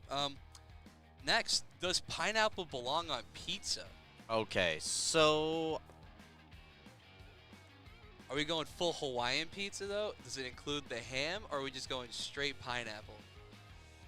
I'm in the camp of yes. I do enjoy a good Hawaiian pizza. Unpopular opinion, I know, but I rest my case. I mean, I think it's excellent. I do think it somehow complements it with the ham on there, and I'm a fan, actually, I will say. It's not my go-to, but if it's there, I'll eat it. I don't think I've ever ate a piece of Hawaiian pizza. Just out of spite, or just because, like... Well, I've always been a picky eater, so I just don't think... I don't like regular pineapple. It has to be, like, grilled pineapple, like, with the cinnamon. Like, as a dessert. Like, Yeah, that is phenomenal. Holy cow, that is great. And then, like, I like a ham sandwich, but I could never just... I'm not good at foods that shouldn't be in certain spots, like, and then eating it. Look, it's a stretch for me to eat barbecue chicken pizza. So it's actually my favorite, so that really hurts. We'll go to the next question now. So it's a yes and a no, I guess, in that case. Which Black Bears jersey is my favorite, or I guess both of our favorites? I really like when we do our throwback jerseys, whether it's the Whalers jerseys, the Iceman's jerseys. They do excellent jobs. But, I mean, the classic, I like the green Bearheads especially. And then when we did the red Bearheads for the military appreciation, I think they were just excellent. The Bearhead jerseys don't miss. All right, our table, my answer. Next time we get a stoppage, we're officially underway here in period number 2, brought to you by our friends at AAA Northway. Just visit them right off the Vestal Parkway and find out how you can get their worldwide travel and auto insurance, 24/7 roadside assistance as well. So, second period officially underway as some bodies collide on the far side in front of the Black Bears bench. Looks like everything's okay. Their play on. Weber comes in for a wrist shot. Colgan makes the save. Rebound on the stick of Swain, not able to get the shot off. Wolves try to clear, but Weber goes down to a knee trying to keep the puck in the zone. And it's stretched back out through neutral ice. Broken up by DeRazio, but Binghamton's offside as they were going through a line change. Circling back, I think the favorite jersey that we've ever done specialty-wise would have to be the Binghamton Whaler one. Let's see here. And then in the traditional jerseys, I really like the Bearhead from last year with the black and the green on it. Oh, and like the jagged bottom on it? Yes. Yeah. I like that one. I think that would probably be my favorite regular jersey in the rotation, but there have been some great specialties as well. You know, normally military appreciation is always a hit, but I think it's very exciting. Anytime it's something different is pretty cool, and I'm really excited for the next one coming up here soon for the Black Bears for Inverse Night. I think fans are going to be really excited about it. Now Watertown trying to look for the equalizer. You can see Tomei trying to fight around traffic to get some vision on the puck. It's really good going to the goalie point of view right there. As now it's going to be floated back out into the neutral zone. It will come all the way back into the Watertown end of the ice. Olette, who took a penalty back in the first period. It's a giveaway. And then Storazio comes away with it. His shot right into the skates of the defender parked right in front of the net. Benchik will come back the other way, losing his edge. DeRazio with Sirota now quickly counter back the other way. Dropping it back, Sargis is the trail man. He's calling for it. Sirota's trying to find him. Now he does. Sargis will send it up top for Anderson. Anderson's wrist shot. Again's gonna get blocked. Never made it there. Far side, Lathan not able to corral it. It's a 3-on-1 for the Wolves. Coming back the other way, and the pass never got across. Good stick work by the Black Bears to nullify that opportunity. Hack and whack time for the Wolves on the doorstep. Tomei able to make the save. They continue to fight for it, and Dominic Tomei gets his glove on top, stopping play 2 minutes and 38 seconds into the period. I'm glad to see that finished out in our favor because that was a little scary there, that breakaway. But the Black Bears defense gets back, they recover, the puck gets a little high, and then they tried to sneak that last shot through, but Binghamton does an excellent job just corralling it and stopping the puck there. Oh, Dominic Tomei able to make the save. He's going to watch this face off to his left. Emery's going to get control right off the draw and then knock the stick out of the hands of Dabari. And now Swain pulls it into the far corner. Emery got upended, probably accidentally on purpose there, as it could have been a 2-on-1. Emery had his speed up, and now the Wolves carry through center, get through the traffic. Chernyuk's shot is going to be absorbed by Tomei, and then we'll have another stoppage here as the two sides like to come together. So Schultz is in the middle, so is Weber and Emery, and Dabari, getting pushed back by the linesman as well. So it looks like Watertown's going to go for the line change, and Binghamton going to be content to keep everybody the same here. 3 minutes gone in our second period. Yeah, a couple of tough customers getting in there, kind of staying in the mix and just making sure that cooler heads do prevail, thankfully, and we have no penalties either way. This face off to the right of Dominic, and Stefan's going to win it back on his power side. Some D-to-D passing below the net. Not going to allow the puck to get out of the zone, though, as it takes a funny hop off the wall. Wolves will carry that out into the neutral zone. A little odd that Hunter Hall elected to pull that out of the offensive zone, but they come right back into the offensive side, so I guess it works out for Watertown. Knocked up high is Emery with the reverse hit, sends his man down to the playing surface. Binghamton out shooting their opposition tonight 17-15. However, they only lead this one 1-0. One shot could really tie the game up as Tomei will just freeze this one and hold on for a whistle. Binghamton's always dominated the shot differentials for the shots on goal. They do a lot of good shots and a lot of hammering of that tendy on the other end. But so far this period, it's been all Watertown. But Tomei's doing a good job. No pucks have gone through yet. We'll stick to it. Another offensive zone draw for the Wolves. Brad Reeder is going to take it. Ryder. My apologies. D-zone draw, though, controlled by the Black Bears, and they're going to try to go up the middle. That ricochets off of the leg of Kirkby into the Watertown, into the ice. And they're trying to stretch pass up toward the red line. That is Gordon with it, or bank it off of Stubbs. And fortunately, we're kind of getting caught in a little bit of a cycle like Groundhog Day where Tomei is freezing it, and Watertown just gets an offensive zone draw.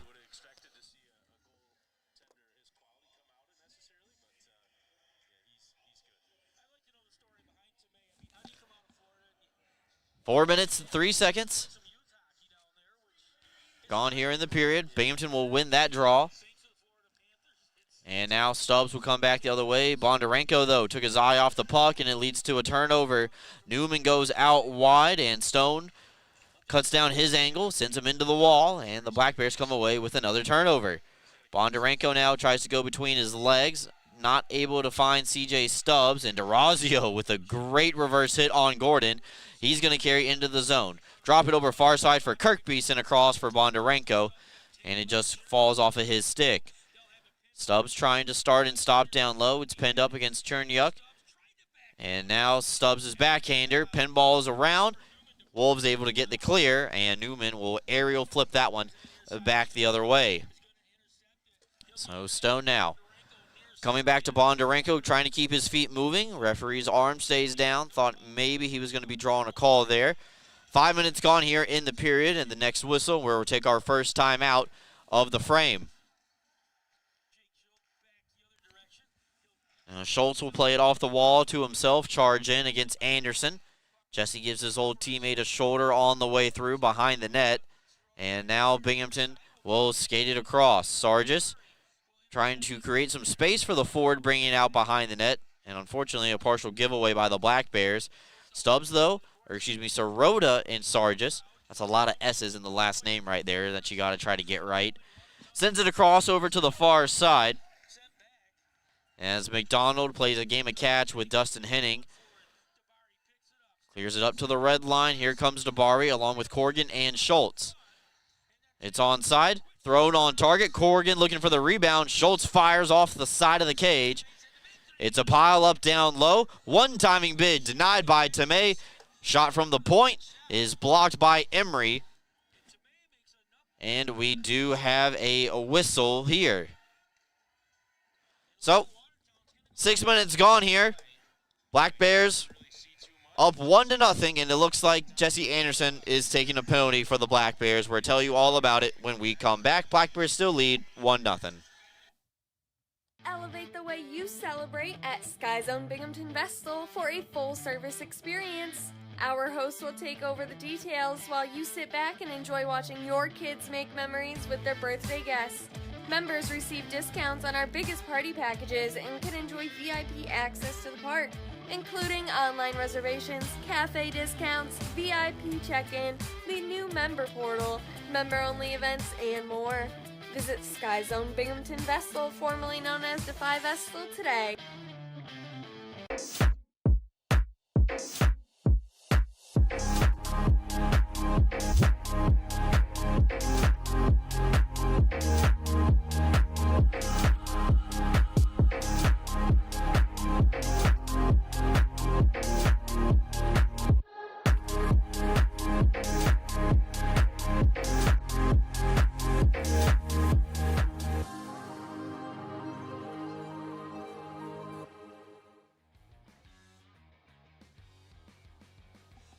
Welcome back in, everybody. Jesse Anderson is ushered into the penalty box at 6:01 of the second period.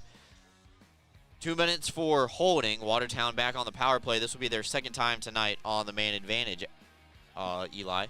Yeah, a slow start for this Binghamton unit coming out in the second period. It's been all Watertown. They've been controlling the puck well, and Binghamton's had a hard time breaking that puck out and getting through that neutral zone. So it'll be an offensive zone draw for the Wolves. Customary on the power play. They're allowed to choose their dot, and Binghamton will send it the length of the ice right off rip. So we'll see if the Black Bears can kill off another penalty, brought to you by our friends at the Northeastern Striping Corporation. Contact them for all your paving and concrete needs. Watertown looking for the equalizer. They gain the line. Filipoff, a little deceptive snake eye shot, just goes wide. Chernyuk fires. Tomei got the initial piece of it. Puck bounces high up into the air and does stay in play. Sent back up top to the blue line. Chernyuk not able to catch up to that one as Powers will send it down for Filipoff. Wolves trying to start a cycle, and it's Bondarenko pressuring up top near the blue line. Wolves keep it in the zone. And they'll get it down low to Gordon. Cherniak, a wrist shot. Tomei makes the save. Rebound knocked in by Hunter Hall. So the Wolves score on the power play and tie the game up at 1. Yeah, Binghamton got caught there. Watertown Wolves did a good job moving that puck around, and then they happened to get a little deflection there, sneak that one through the wickets. Unfortunately, Binghamton just didn't stand much of a chance against the man advantage. So that's a minute into the power play, and Binghamton just not able to get that puck out once it was caught up top at the blue line. It's held in, and the shot comes from the blue line. Tomei makes the initial save, and then Hunter Hall just not boxed out enough, and it is 1-1. Wolves score the latest goal here in this one. Time of the goal is 7:01. Hunter Hall will get the marker. And that is his 7th goal of the season, his 2nd on the power play. That ends the shutout streak for Dominic Tomei. Pretty good shutout streak. 3rd period of Carolina, or Twin City rather, the whole game last night and the 1st period of this one. That's over 100 minutes.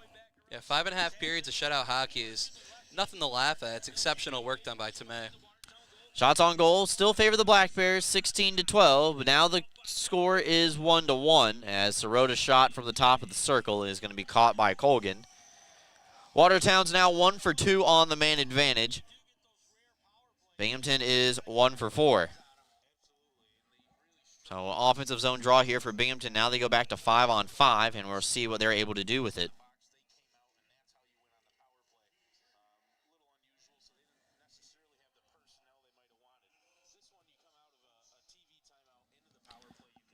Face off.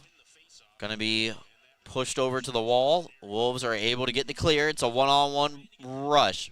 Reeder matched up against Lathland, and Tomei, sensing pressure from the end wall, sees the puck bounce off of it and will just melt it down for no further play. Yeah, he did a good job. You saw the crashing Watertown player there coming into the top of the crease. Did a good job just stopping that puck, not even allowing that opportunity for that other forward there to poke it free.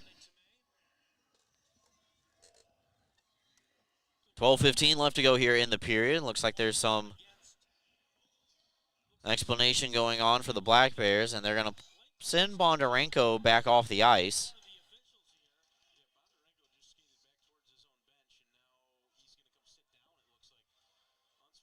And he's going to get a penalty. So, sorry for the dead air there. We were waiting to see what Jeff and Connor had to say about it. Unsportsmanlike call. They said he was talking to the ref there. Not sure what was exchanged, but he'll be sitting for 2.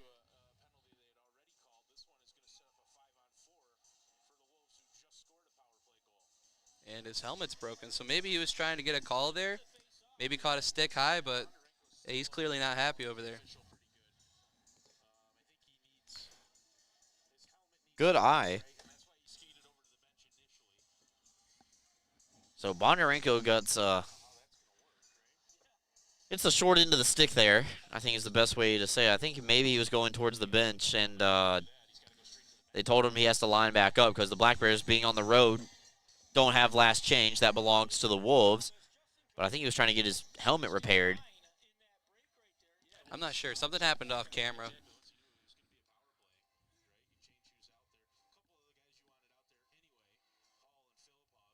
So I believe what I just saw is Aiden Burchard run down the tunnel, heading back to the Black Bears locker room. For everybody wondering the ins and the outs of the Watertown Municipal Arena, now they just changed the camera. On the top right corner of your screen, there's a door there in the corner above that exit sign. That's that little red glare in the top right corner. That's where the Wolves enter the ice, and that's also where their locker room is. The visiting locker room at the Municipal Arena is directly behind that tunnel where is in between the 2 benches.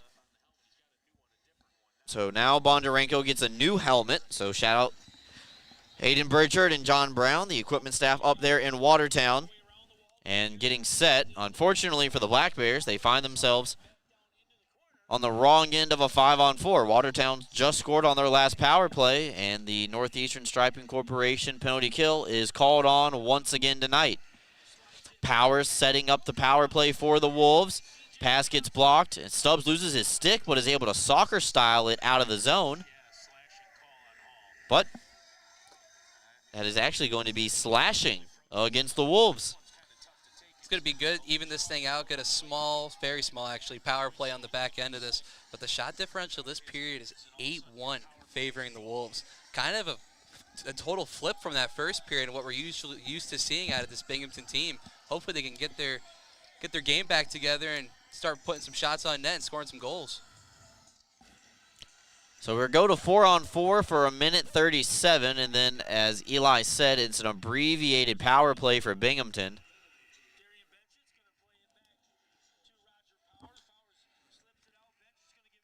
So now Benchik will give it back to Powers as he crosses over the line. We're skating 4-on-4 right now for the time being. Sent across to Chernyuk, and he'll throw it towards the net looking for a Benchik tip. Comes up empty-handed, and now Binghamton can start their breakout. They got Anderson carrying the puck up ice.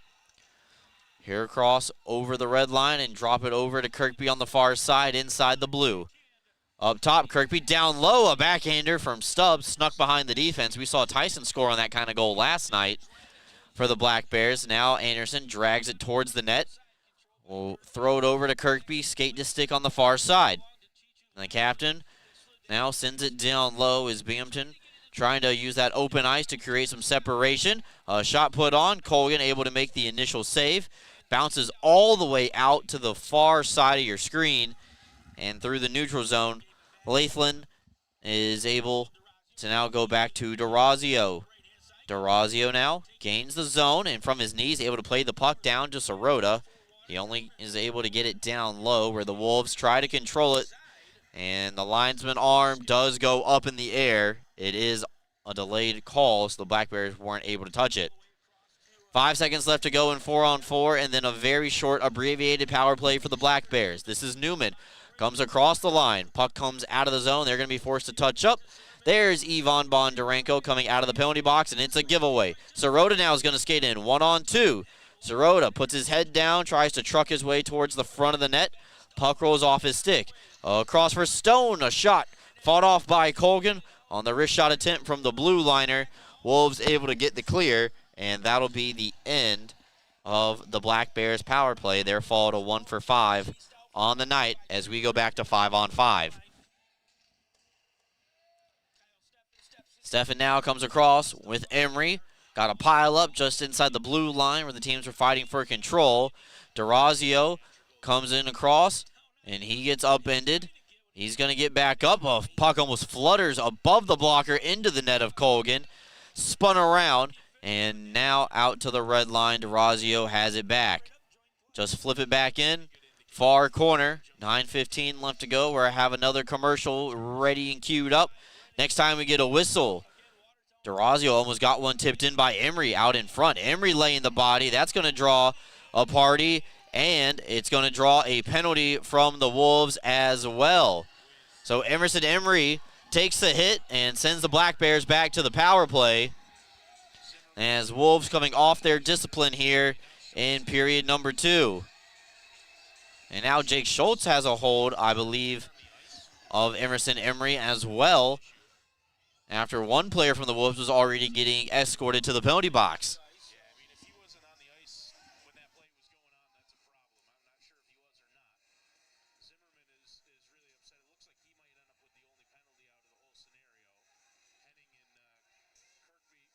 So Zimmerman headed to the penalty box. We'll tell you all about it when we come back.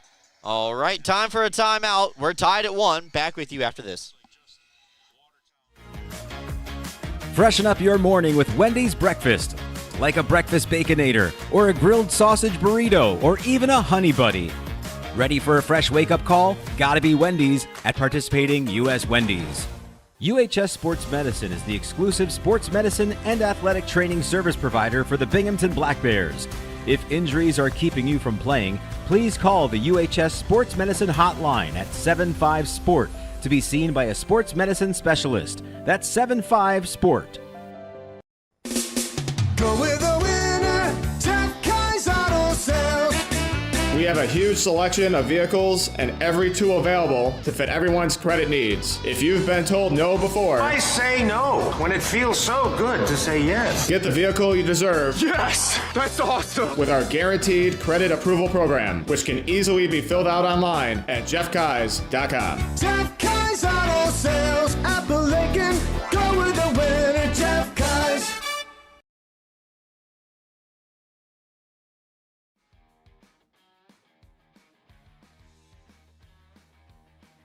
Welcome back in, everybody. Brooks Hill and Eli Worth here with you. Gonna work to get this camera unfroze real quick. Okay, so that did not work. We're gonna have somebody come and try to fix that while the game's going on. So 9:01 left here in the period. 10:59 time of the last penalty. And Adam Zimmerman, who was in the box, and Binghamton should be on the power play last time we left it, Eli. Is that what's going on? Yeah, they was just trying to sort that one out there, maybe looking for additional penalties, but it seems to be just the one roughing call there, and number 17, Adam Zimmerman, serving that penalty. All right, so back on the power play now. Binghamton trying to get set back up as DeRazio fires a wrist shot. Kirkby tries to bank it off the netminder. Is it in the back of the net? Colgan sprawling, and the referee is going to try to wash it out. That was a nice little opportunity. He took advantage of Colgan being just a little high of the pipe there, puts it off his back, and I don't think it went in. It seems to be just short of the goal line when he fell on top of that puck. Here we have a look on the higher view of that, goalie view. Doesn't appear to cross the goal line. It looks like it might be under his chest there. Yeah, he got his glove on that, covered up that puck, and we have no goal. Well, you applaud the effort for trying.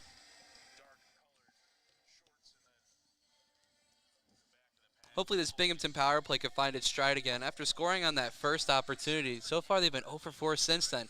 We thought that would have been the spark to get this offense going, but just seems to be a little stifled at the moment. So now they're still looking at the replay a little bit as we try to get to resume play. And hopefully the Wolves broadcast catches back up to real time. There we go. All right, so now that we're back in it, DeRazio now trying to walk the line. Stubbs with a nice move, but the puck will jump up into the air. And now a wrist shot will go back over to the far side. Slapped wide. Bondarenko over to the rebound. 8 minutes left to go here in the period. 1:05 left to go in the power play. Ramekers goes down to a knee to apply a one-timer. And this one will go back out to DeRazio. Or drop it over for Bondarenko as they start to switch places, trying to confuse the defense. DeRazio tried to shoot it before he had the puck that time. Now back over to the other way. And now 7:45 left to go here in the period as Bondarenko back across. Stubbs faked the slap shot, looking for Yvonne to sneak down low. And Kirkby gets over to the loose puck first. Sent over to Stubbs. Keeps it inside the blue line. Back over the far side. Stubbs misses the one-timer. DeRazio fans on it as well, and that'll come out into the neutral zone with 20 seconds left to go on the power play as the Black Bears try to get set up.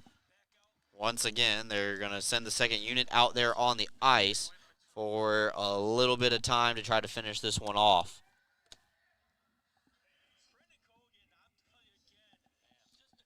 Colgan, sensing pressure, is going to melt it down. 6 seconds left to go on the power play, so Binghamton with maybe one more face-off win attempt as they try to go back the other way.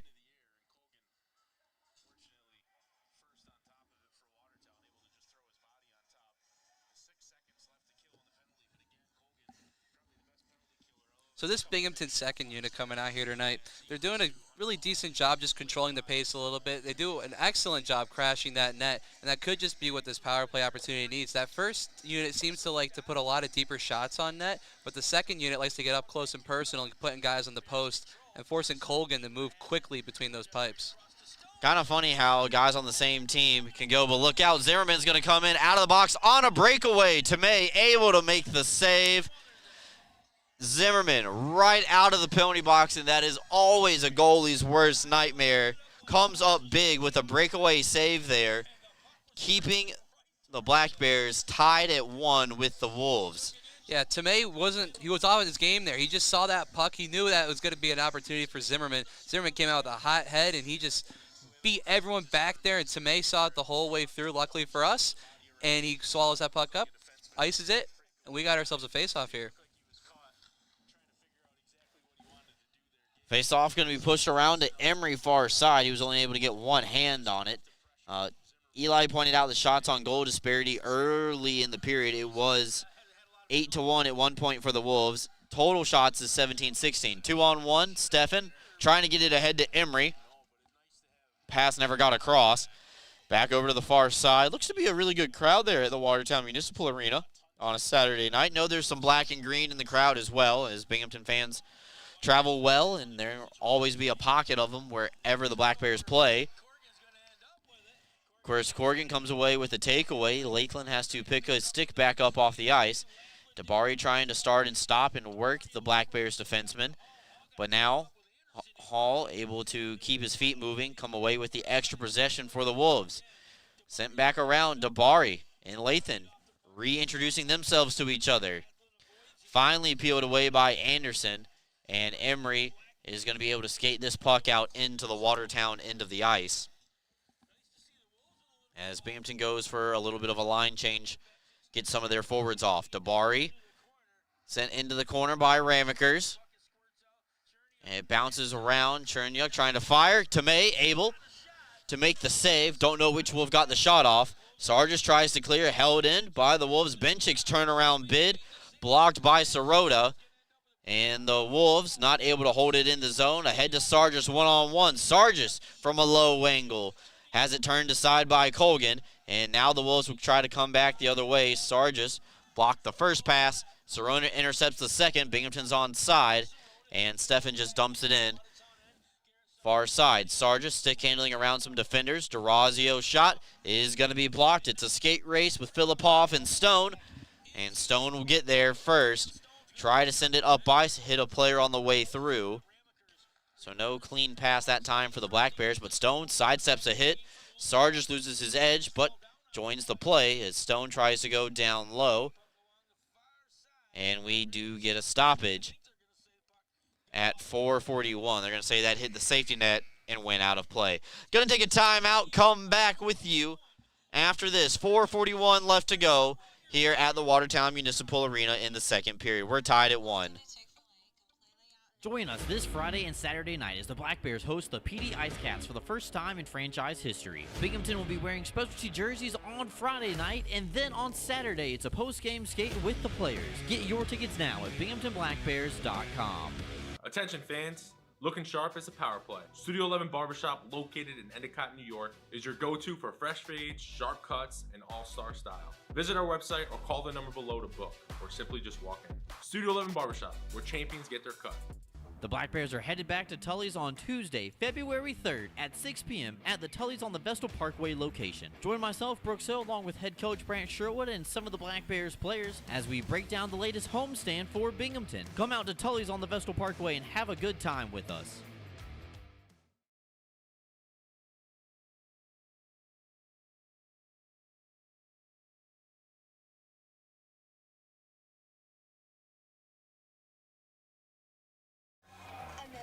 There's the camera, back up and running. Not frozen. Yep, all right, not frozen. Black Bears tied at 1. Power play 1 for 5. Watertown 1 for 3. Actually, excuse me. Missed the last one there, 1 for 6. My fault. Something I want to note this period is Dominic Tomei's play. The shot differential this period is 13-3 so far with 4 minutes to go. But he's done an excellent job. He's faced a lot of high dangerous opportunities in front of the net. He's done an excellent job just getting on top of it and staying in front.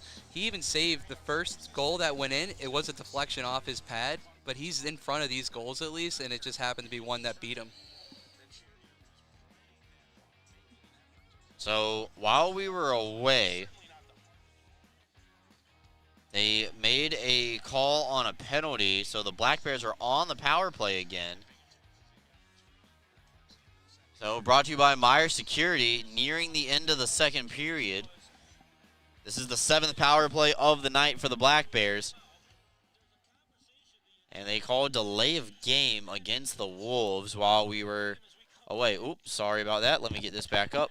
My apologies. Trying. There it is. There's the game. All right, so now DeRazio sends it across the ice.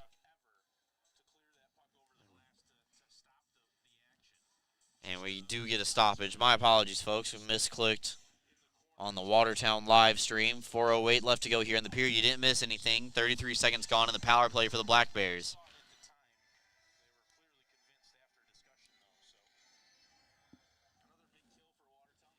Neutral zone draw here in front of the benches. Wolves able to get the clear, and they're going to put it back to Bondarenko, who sets it up. Fire Security power play looking to take the lead once again. We have a 1-goal game up in Watertown. Bondarenko, a little shoulder fake, trying to fake the drop pass, and now coming back the other way. Bondarenko not being able to connect on the one touch. Now in tight, Bondarenko shoots, and Colgan able to push that one just wide. Got a piece of it with his glove arm. Now Stubbs quarterbacking along with DeRazio up top into the bumper for Ramekers. And that one will come back into the Binghamton end as the Wolves are able to get the clear. Stretched ahead, Swain and the second unit making their way out onto the ice. Black Bears with control. Sirota, top of the circle, going all the way across for Kyle Steffen. Stone's the lone defenseman on this unit, along with Sargis, Sirota, Swain, and Steffen. Chances are if you have a last name that starts in an S, you're on this power play unit. Now Sargis back across over for Stone, trying to walk the defender, trying to open up a passing lane for Binghamton. 10 seconds left to go in the power play, and Steffen holding back over to Stone. Wrist shot through traffic, he scores. Dan Stone with a wrist shot inside the blue line, scores on the power play, and Binghamton reclaims a 1-goal lead as they go up 2-1. Binghamton did an excellent job on that power play. They were picking their positions very well, picking their shots especially. They left Stone all alone at the top there with all those bodies out in front. Just finds the smallest gap possible to beat Colgan. What a beautiful snipe from the top line there. And that looks like a clean shot from Dan Stone that trickles through. And power play 2, keeping pace with power play 1. They like to joke that they're the better power play unit. If you look at the efficiency rating, just based on how long power play 2 is normally out there on the ice, they don't get as much time as power play 1 does. But they have a lot of goals this year to go for it. That one belongs to Dan Stone on the man advantage, and Binghamton reclaims a 1-goal lead. That's the second goal overall of the period. Look out, they're looking for more. Weber not able to pull that puck up to his forehand after he was chasing after it. That would have been an odd man rush going the other way. So 2 minutes left to go here in the period, and it is a 1-goal game once again, as Stone has the difference maker so far in this one as it stands now. Schultz goes for the big hit on Weber after he had dumped the puck. It looks like Weber avoided enough of it to where it did not hurt that bad.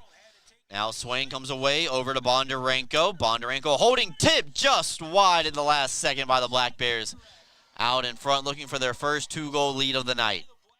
Inches away from that one. No, beautiful pickoff there by Bondarenko and getting that back to Swain just wide. It was very similar to that goal by Sirota last night with Swain crashing the net. Now back down the other end of the ice as Lathland will just pass it over to his partner. It goes off the stick of Anderson. Look out. Newman fires from a tough angle, but Tomei able to make the save and hang on with 1:13 left to go here in the frame. So looks like Watertown's going to get some new players on the ice. Binghamton going to be content to keep everybody the same out there. Shots on goal, 21-19 overall. Binghamton only with 6 shots on goal in the period.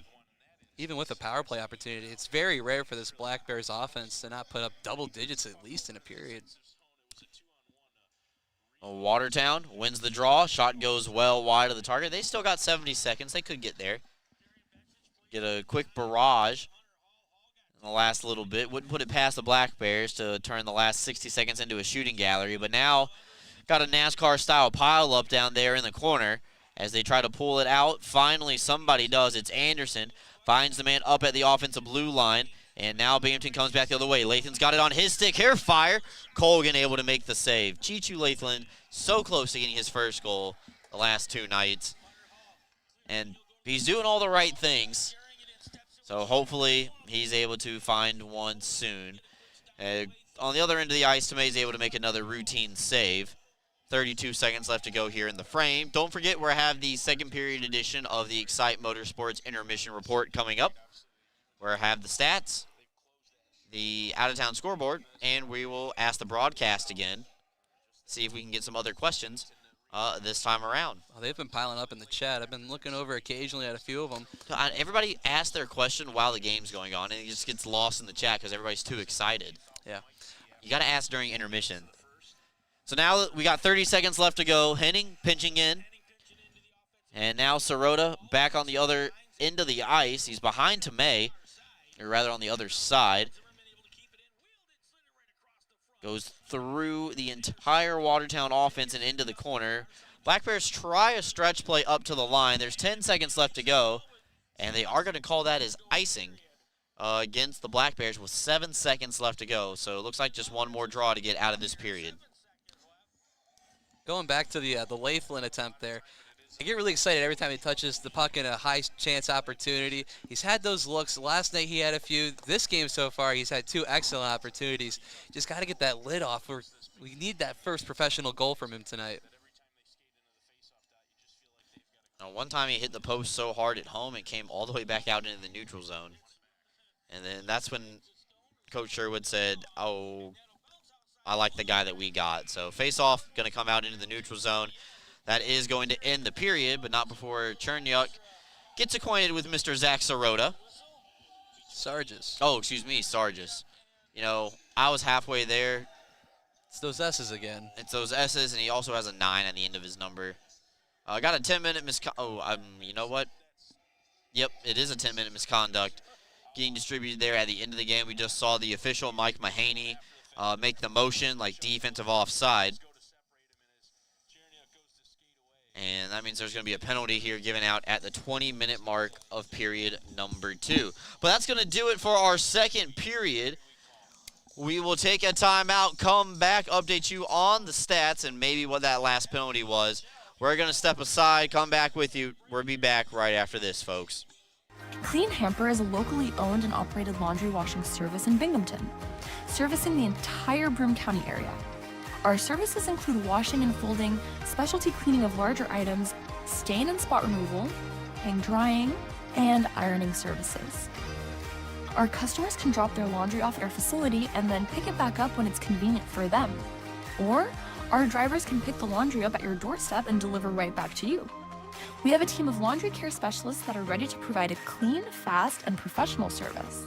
It's our mission to provide quality, convenient, and trustworthy laundry washing services to our Binghamton customers and community. Let us take the burden of laundry off your to-do list. Give us a call today.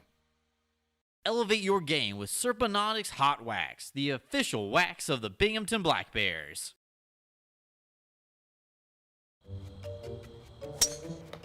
Are you kidding me? How do you do that? A warm, relaxing soak in my hot spring spa. Coral Isle has hot spring spas starting at $39.95. Make your next golf game your best by relaxing in a hot spring spa. What's gotten into you? Hot spring spas, baby. Coral Isle Pools and Spas. CryoWorks provides cryotherapy that uses nitrogen-cooled air to target specific areas of pain and inflammation. Local cryotherapy targets a specific area to deliver the same effects of the whole-body cryotherapy to that specific site. Treatments take 5 to 8 minutes, with a benefit exceeding that of hours of icing. Your Binghamton Black Bears' premier choice of cryotherapy, CryoWorks.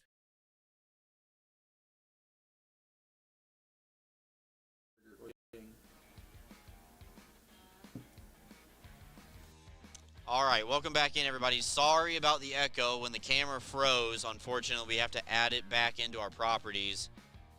And when that happens, the echo reappears. So my apologies. Hopefully we have that corrected. And we should not have that the rest of the night. If the camera doesn't bug out on us, then we should be good to go. All right, let's take a look at the stats through 20 minutes of play now that we have the camera and the audio fixed in. Again, apologies on that. Shots on goal in the period, Watertown had 16 to Binghamton's 8. Game total, 23 for the Black Bears and 20 for the Wolves. So Binghamton still out shooting their opposition total in the game by 3. However, in the second period alone, Watertown doubles up Binghamton 16 to 8. Each team scores a goal in the frame. We got 3 combined, and the score is 2-1 in favor of the Black Bears. 17-18 was the time of the Dan Stone goal. It came on the power play. Only assist going to Kyle Steffen. Hunter Hall had the opening goal for the Wolves at 7:01, also on the power play. Konstantin Chernyuk and Igor Filipov with the assist on the Wolves' goal. So Binghamton does cash in on their last power play. They are now 2 for 7. Watertown on the other side of things is 1 for 3. So that's a look at our stats through 40 minutes of play. We're going to take a timeout, come back with more, and a specific peek at the out-of-town scoreboard. We're back with you right after this. Open 7 days a week with urgent care appointments on Saturday and Sunday from 8 a.m. to 4 p.m. Roman Acres Veterinary Hospital in Green is Bingo's first thought when he injures himself on the ice. Our dedicated doctors and staff worked with Bingo to get him back out to visiting with his fans. Turns out Bingo isn't quite ready for the pros just yet. On his way out, he got to say hi to his fellow Black Bears here for their wellness appointments. Give us a call at 607-656-4285 to have your pet seen today. Attention fans, looking sharp is a power play. Studio 11 Barbershop, located in Endicott, New York, is your go-to for fresh fades, sharp cuts, and all-star style. Visit our website or call the number below to book, or simply just walk in. Studio 11 Barbershop, where champions get their cut. Freshen up your morning with Wendy's breakfast. Like a breakfast Baconator, or a grilled sausage burrito, or even a Honey Buddy. Ready for a fresh wake-up call? Gotta be Wendy's at participating U.S. Wendy's. Clean Hamper is a locally owned and operated laundry washing service in Binghamton, servicing the entire Broome County area. Our services include washing and folding, specialty cleaning of larger items, stain and spot removal, hang drying, and ironing services. Our customers can drop their laundry off at our facility and then pick it back up when it's convenient for them. Or our drivers can pick the laundry up at your doorstep and deliver right back to you. We have a team of laundry care specialists that are ready to provide a clean, fast, and professional service. It's our mission to provide quality, convenient, and trustworthy laundry washing services to our Binghamton customers and community. Let us take the burden of laundry off your to-do list. Give us a call today. Elevate your game with Serponautics Hot Wax, the official wax of the Binghamton Black Bears. Are you kidding me? How do you do that? A warm, relaxing soak in my hot spring spa. Coral Isle has hot spring spas starting at $39.95. Make your next golf game your best by relaxing in a hot spring spa. What's gotten into you? Hot spring spas, baby. Coral Isle Pools and Spas. CryoWorks provides cryotherapy that uses nitrogen-cooled air to target specific areas of pain and inflammation. Local cryotherapy targets a specific area to deliver the same effects of the whole-body cryotherapy to that specific site. Treatments take 5 to 8 minutes, with a benefit exceeding that of hours of icing. Your Binghamton Black Bears' premier choice of cryotherapy, CryoWorks. Unbeatable reliability and speed. Restore trust in your internet with Greenlight Networks. From family movie night, to work from home days, to staying secure, or everything all at once, you'll always be connected so you can stay connected. Experience 100% fiber internet from Greenlight. Unmatched performance on every device. Backed by local service you can trust. Greenlight is in your area. Get started today. Visit greenlightnetworks.com/connect. Hey Black Bears fans, fuel up with Bagels and Cream in Delhi, family owned and operated for 25 years, proudly serving Delaware County and the Southern Tier. Bite into fresh hand-rolled bagels, hot breakfast sandwiches, and rich coffee. And eat the bagels the players choose on game day. Open early with breakfast and lunch favorites. Grab a dozen for the crew and taste the hometown difference at Bagels and Cream in Delhi. Let's go Black Bears. When you care about something, you take care to protect it. The family that depends on you and the future you're planning for them. You'll have your own college stories too someday. With sound advice, smart strategies, and a broad variety of life insurance options, Security Mutual can help provide for the people you care about and also help you reach your financial goals. It's a sound plan. The time to start thinking about college. And retirement is now. Security Mutual Life, the company that cares. Ideal Bowling Center, located at 119 Jennings Street in Endicott, has 38 amazing lanes of bowling, large video screens, and automatic scoring. But that's not all. Ideal Bowling Center has a newly remodeled bar with 6 televisions, billiards, darts, and quick draw to entertain you. Don't forget about Ideal Bowling Center's snack counter for your appetite and a pro shop for all your bowling needs. Ideal Bowling Center, 119 Jennings Street in Endicott, or call 607-748-3546. Rediscover your glow at Tanfastic Sun Tan Center, where wellness meets radiance. We offer red light therapy to boost collagen, speed up cell turnover, and help athletes recover faster with relief for joints, circulation, and muscle relaxation. Keep your glow year-round with our tanning beds or build a safe summer base so you don't burn in the sun. Looking for instant color? Try our spray tan. It's half off every Thursday. Plus, explore our wide variety of lotions tailored for every skin type. And yes, Tanfastic is Black Bear approved.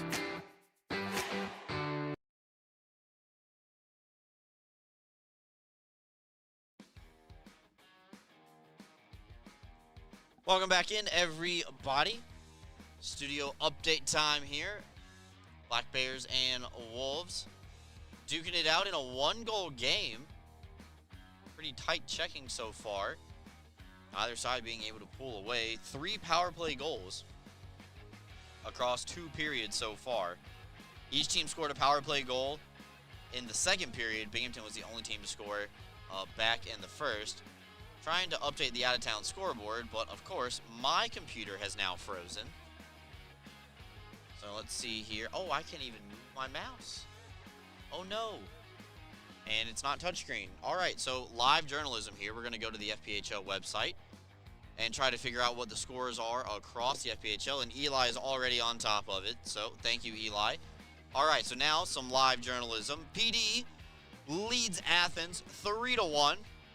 That game in the second intermission as well. Twin City leads Blue Ridge 3-2.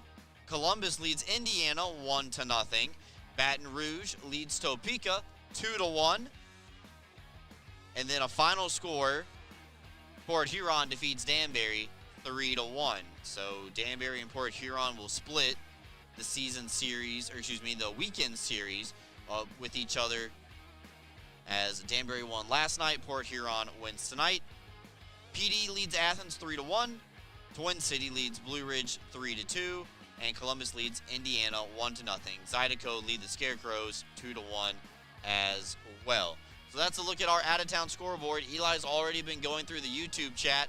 He's got some questions written down, so we will get to those when we come back on the other side of this timeout. We're back with you right after this.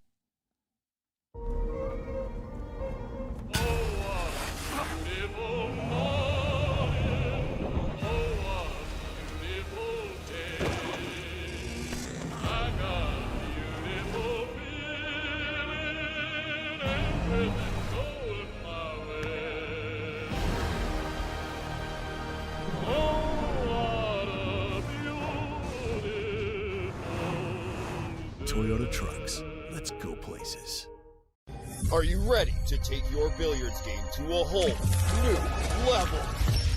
Dragon Billiards Instruction and Pro Shop has everything you need to impress your friends and crush your opponents. American Q Sports certified coach Kim the Dragon Young is now accepting new students. From novices to pros, the Dragon helps you find your best game with in-person or online instruction available worldwide.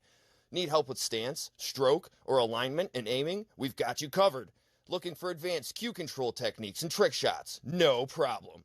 Follow us on Facebook at Dragon Billiards Instruction and Instagram at Dragon Billiards Kim for free daily tips and drills, upcoming tournaments and events, as well as exciting contests and giveaways. Subscribe on Patreon for personalized video content. Visit our online pro shop for the lowest prices on the highest quality pool cues, accessories, and Dragon Billiards gear. Dragon Billiards Instruction and Pro Shop, breathing fire into your game. Life is short. Don't get shortchanged. Get a machine with the features you want. All standard, and all at a great price. Ride without compromise. CF Moto. Experience more together. Browse, buy, ride. The fun starts here at Excite Motorsports, your premier power sports dealer. Are you compassionate and interested in providing care to people with developmental disabilities? Check out a New York State Career with Broom OPWDD. Enjoy great benefits such as job security, health insurance, retirement plan, paid time off, opportunities for advancement, and so much more. Positions as direct support professionals in the community or at a secure facility might be exactly the change of pace that you're looking for. For more information, call 607-240-4786 or go online to www.opwdd.ny.gov.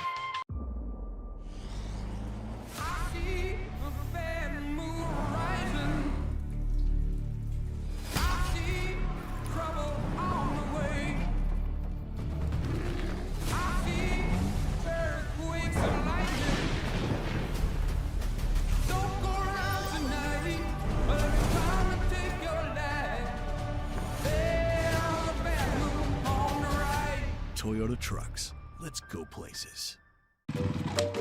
Are you kidding me?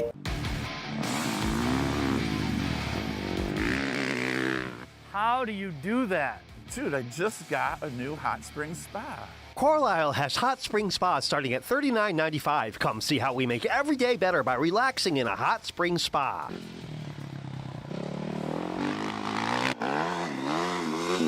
What happened to you today? You're shredding it. Hot spring spas, baby. Elevate the way you celebrate at Sky Zone Binghamton Vestal for a full-service experience. Our hosts will take over the details while you sit back and enjoy watching your kids make memories with their birthday guests. Members receive discounts on our biggest party packages and can enjoy VIP access to the park, including online reservations, cafe discounts, VIP check-in, the new member portal, member-only events, and more.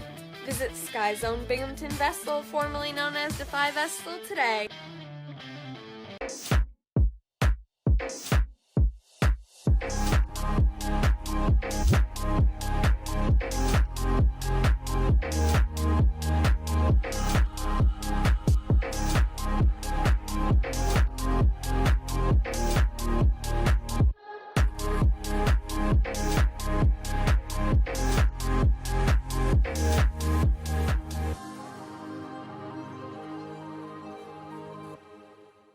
UHS Sports Medicine is the exclusive sports medicine and athletic training service provider for the Binghamton Black Bears. If injuries are keeping you from playing, please call the UHS Sports Medicine hotline at 75-SPORT to be seen by a sports medicine specialist. That's 75-SPORT. Go with the winner, Jeff Kai's Auto Sales.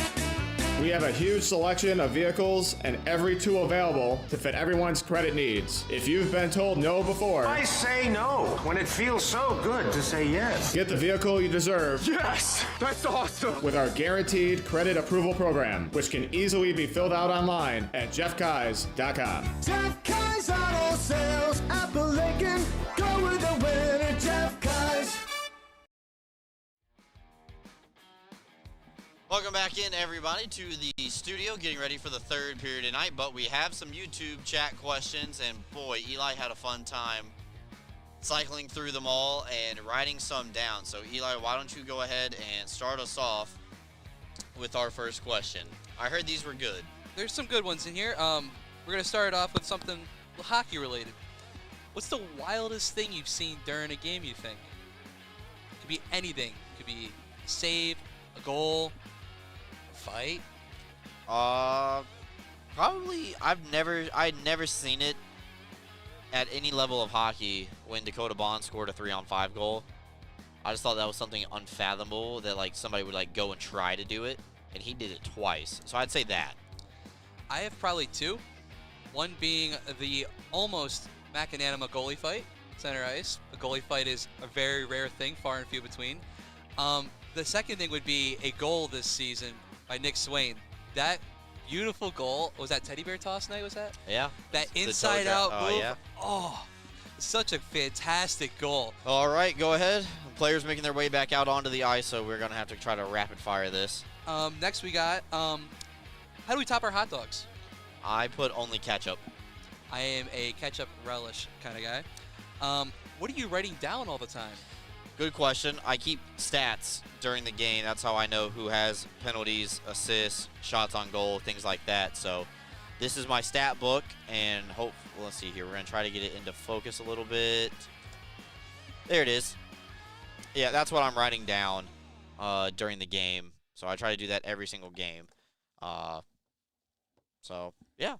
And then another very mind-pondering one.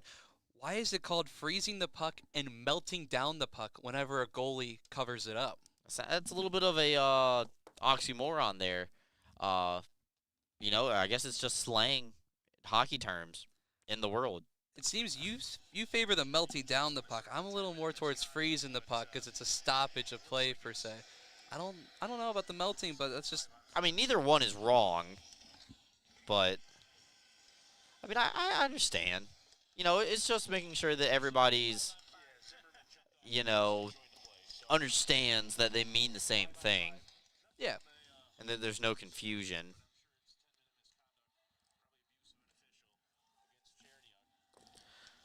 So penalty at 20 minutes of the second period was Konstantin Chernyuk, a 10-minute misconduct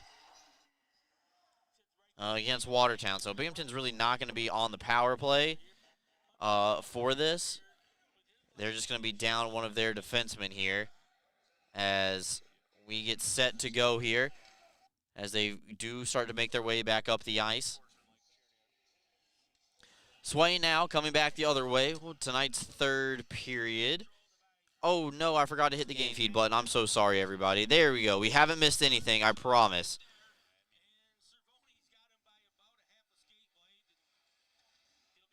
So this is icing against the Wolves as we get set up here. Offensive zone draw. Let's ask one more question while we're getting everything squared away here. Eli. What is your favorite save? Ooh. Any other guidelines to this, or is that just this year, all time? I would probably keep it to, let's probably do maybe all-time Black Bears. Kind of open it up a little bit. Okay, I think Sam Lavecchi made a great toe save one year, I think in Danbury. Oh, that was a fantastic. Was it? Yeah, that was going to be my answer. But, yeah, fantastic going post to post on that. Also made a save with his leg pad coming off. That was also pretty funny. So, shout out Sam Lavecchi. Unfortunately, his Bills not on the receiving end of a victory today, so it's probably hard for him. Wolves, though, trying to get on the receiving end of a one-timing feed down low, and Tomei able to steer that one aside. Binghamton maybe blocked that one so the goaltender didn't have to do anything with it, but now we're back in play, and Dominic is actually just going to cover this up and stop play. So we're going to use not freezing or melting it down that time. We're going to use something different, but the point stays the same. You got any more written down? I know we kind of had to stumble our way through that one. My apologies to everybody. Yeah, we'll queue one up. What do you do in the off season? Work. And go on vacation. Face-off is going to be won by the Wolves. They're able to hold it in. Quick shot from the top of the circle. Tomei is actually going to get active with his stick. A rebound forked wide by Filipov. And now finally able to be skated away by Chichu Lathan. Now skated around. And Benchik tries to find an open player on the far side of the ice. Filipov not able to attain that one.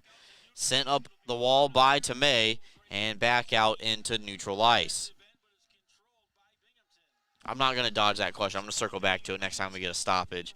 I'm actually still thinking about it a little bit more in depth. So Sirota now comes back the other way, goes out wide, low angle. Colgan easily steers it into the corner with 2 minutes left to go.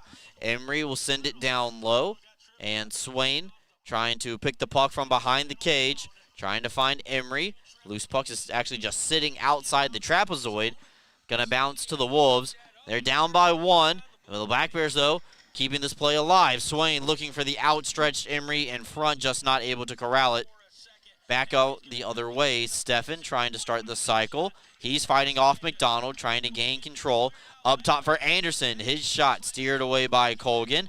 Held in by Lathan. And now up top, Emery trying to fire on target. Gets it over to the defender. And Lathan throws it into the chest of Colgan, where he'll hang on for no further play. So what happens in the offseason is obviously the league schedule does get made, so a lot of the members of the Black Bears office will have a heavy role in that. Bobby has the highest involvement with the schedule making, going back and forth with the arena and the league offices. And then everybody, does corporate sales, season ticket sales, things like that during the summer, and then everybody takes vacation time as well. So I hope that clears up that question. Because then we also have to start getting marketing materials ready to go for the season, like the pocket schedules, the posters, the promos, the specialty jerseys, all that kind of thing. So I hope that answer suffice the asker. Kirkby now trying to fight for a loose puck. 3 minutes gone here in the Mama Bear brand third period. Now Corrigan will come back the other way as we continue to play on in a one-goal game. Binghamton out shooting the opposition 25-22. Now Cervoni playing it over to Dabari inadvertently, stolen. Now coming back the other way, Stubbs skates in, little toe drag move on the backhand, poked away by Corrigan. And now, through the corner, Wolves able to get the clear in front of their own bench. Sirota stands a man up in front of the Wolves players, who just have to watch on. Pushed out to the near side of our screen. Ramikers flies in, gets around Olette. Now Sargis tries to throw it towards the middle. It's broken up. Stretch pass ahead to Filipov. He's in and broken up from behind by the Black Bears defender. I think it was Stone who got his stick in the way. And Binghamton, with a great back check, nullifies a breakaway. Sirota fires, goes through the blue paint, and out the other side. Wolves go for a change as it rides the wall all the way back down into the Black Bears into the ice. Chipped ahead, in and out of the blue line. It bounces back across over to Newman. He weaves his way through the center ice circle. Still pinballs around in front of the bench area. Brad Reeder throwing it over to the far side. McDonald into the middle. Gordon has to go between his legs to keep the play alive.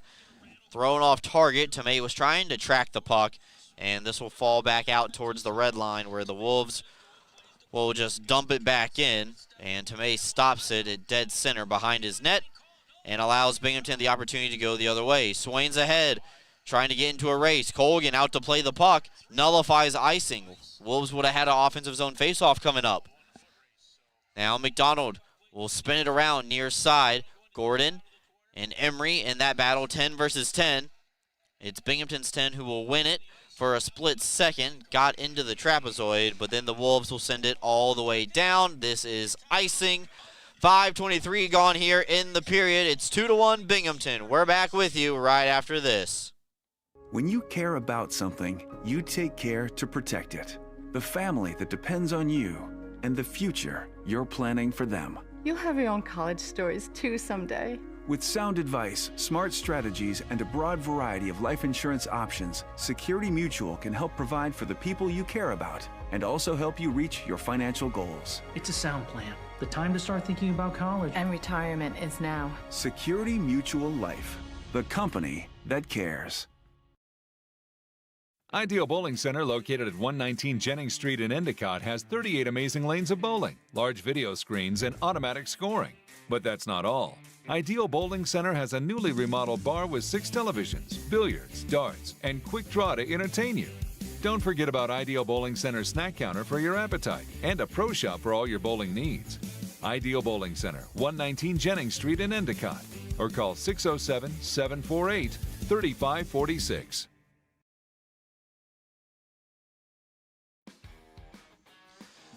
Welcome back in, everybody.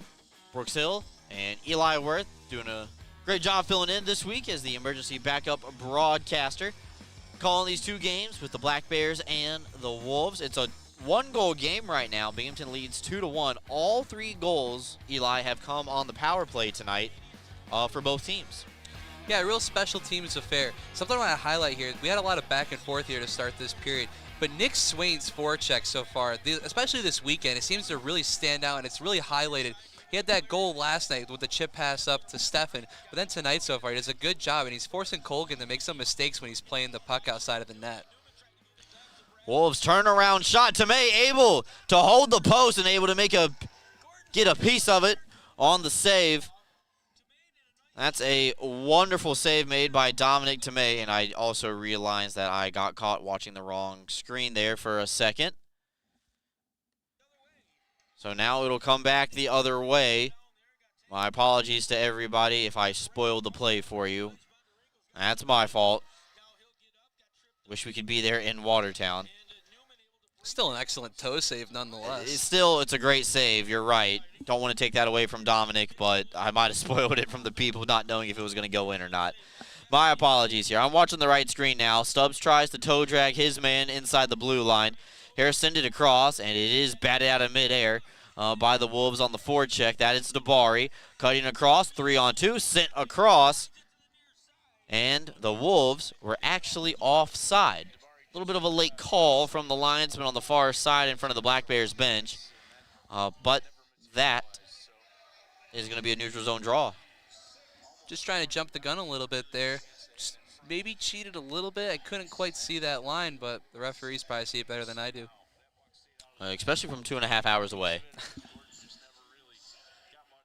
But if we were there, we wouldn't have a good angle on it from the corner. You remember where we used to broadcast from when we went to Watertown? No, actually I don't. You're about to see it here as this is icing. So watch the camera pan, and you'll see our old broadcasting platform here after they get done with the replay.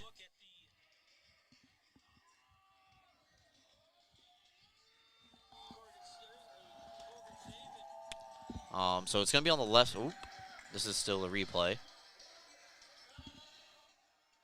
So that's the Dan Stone goal, in case anybody forgot what it looked like. There's Brendan Colgan, and then there's the action. So face-off won by the Wolves. They will throw it into the corner. Corrigan now riding the puck up the wall, sitting around for Schultz. There it is, that staircase right there, top left corner. That's where we used to broadcast from when we went to Watertown, when we had the radio broadcast. Not the greatest sight lines in the world. And I remember one time Cole, Alex, and I did a 3-man broadcast up there for the playoffs, and it was very tight quarters. Would not recommend. Now back the other way, Dabari is onside along with Hall, far side. They're looking for the equalizer. Watertown's only down by 1. They're only getting outshot by 3 right now. Sirota gains the red line and will just flip it on target. And Colgan has to direct it to a defender behind the net. And now Olette trying to go far side, too far in front of the Watertown forwards. Delayed offside call, so they just have to dump it in, tag up, and are now set to re-enter. 12 minutes left to go here as we get ready to go down the stretch in the third period. Steffen from the half wall reverses it down low. Actually dodged the Black Bear that was down on the ice. That was Nick Swain. Binghamton looking for an insurance goal here. DeRazio walking the line. Not able to find Emery cleanly, but he does take it from the defender. And tight, Emery centered up for Swain. And Colgan's best save of the night, perhaps, keeps this a 1-goal affair. Back over to the other side. Wolves able to get the clear. Benchik pulls it back into his own end, though, as Filipov tries to dance around Stone, does go down to the ice. This is touched on ahead, and we are going to get a penalty against Dan Stone. Yeah, not much you could do about that one there. Tried to dig out the puck from between his legs, caught a skate, went down, and Swain there on that opportunity right there on the doorstep, right in front of the crease, found him wide open, put the shot on target, but Colgan beat him back. Unfortunately, Binghamton didn't capitalize on that play there. Time of the penalty is 8 minutes and 37 seconds. Dan Stone sits down for tripping. Here's a look at the opportunity. Swain, even with the hashes of the goal circle, or excuse me, the face-off circle, just not able to hammer home. Northeastern Striping Corporation penalty kill once again going to be called on here as the Black Bears are looking to kill off another Watertown power play. Watertown's 1 for 3. This is their 4th of the night. So 9 minutes gone here in the Mama Bear brand third period. Everybody swarming the corner far side. And this will get past Gordon at the blue line. Binghamton takes that opportunity to change partially here as we are a third of the way done with the PK. Now, Eli, one thing that we have seen, especially against the Wolves, is the Black Bears get hyper-aggressive on the PK forecheck. Do you think in a one-goal game, based on the way that this game has gone particularly, you would see Binghamton take the chances and go shorthanded? Yeah, I wouldn't change it up because, I mean, now we have Sargis up top, but when Stubbs was up top, his stick IQ and just getting in the passing lanes and forcing them to go more backwards than forwards is excellent. And I think the high pressure, why change it if it was working this entire game so far? Filipoff will send it down low and splits the defense and will come all the way back down to Brendan Colgan. And Schultz now quarterbacks the power play breakout for the Wolves. Her carry over all three lines. Little give and go with Hall. Schultz's shot from a tough angle denied by Tomei. Binghamton tries to clear. It's still available. Big guy Schultz able to get to the rebound first. Send it up top. It's stolen away by the Black Bears. And now here they come shorthanded. Steffen out wide. Throws it towards the net looking for Bondarenko. Got behind the netminder. But Colgan has it underneath his leg pad with 9:39 left to go in the third period. We're going to take a timeout. Black Bears are still shorthanded. Find out how they finish the PK when we come back right after this. Excite Motorsports has one of the largest and best selections of off-road vehicles in the Northeast. And right now, the showroom is filled with a great selection of motorcycles from CF Moto. If you're ready to live life on two wheels, now is the time to shop with great deals and amazing rebates. Ride without compromise with CF Moto's affordable selection of bikes in stock and ready to go. The fun starts here at Excite Motorsports, your premier power sports dealer. Are you compassionate and interested in providing care to people with developmental disabilities? Check out a New York State career with Broom OPWDD. Enjoy great benefits such as job security, health insurance, retirement plan, paid time off, opportunities for advancement, and so much more. Positions as direct support professionals in the community or at a secure facility might be exactly the change of pace that you're looking for. For more information, call 607-240-4786 or go online to www.opwdd.ny.gov.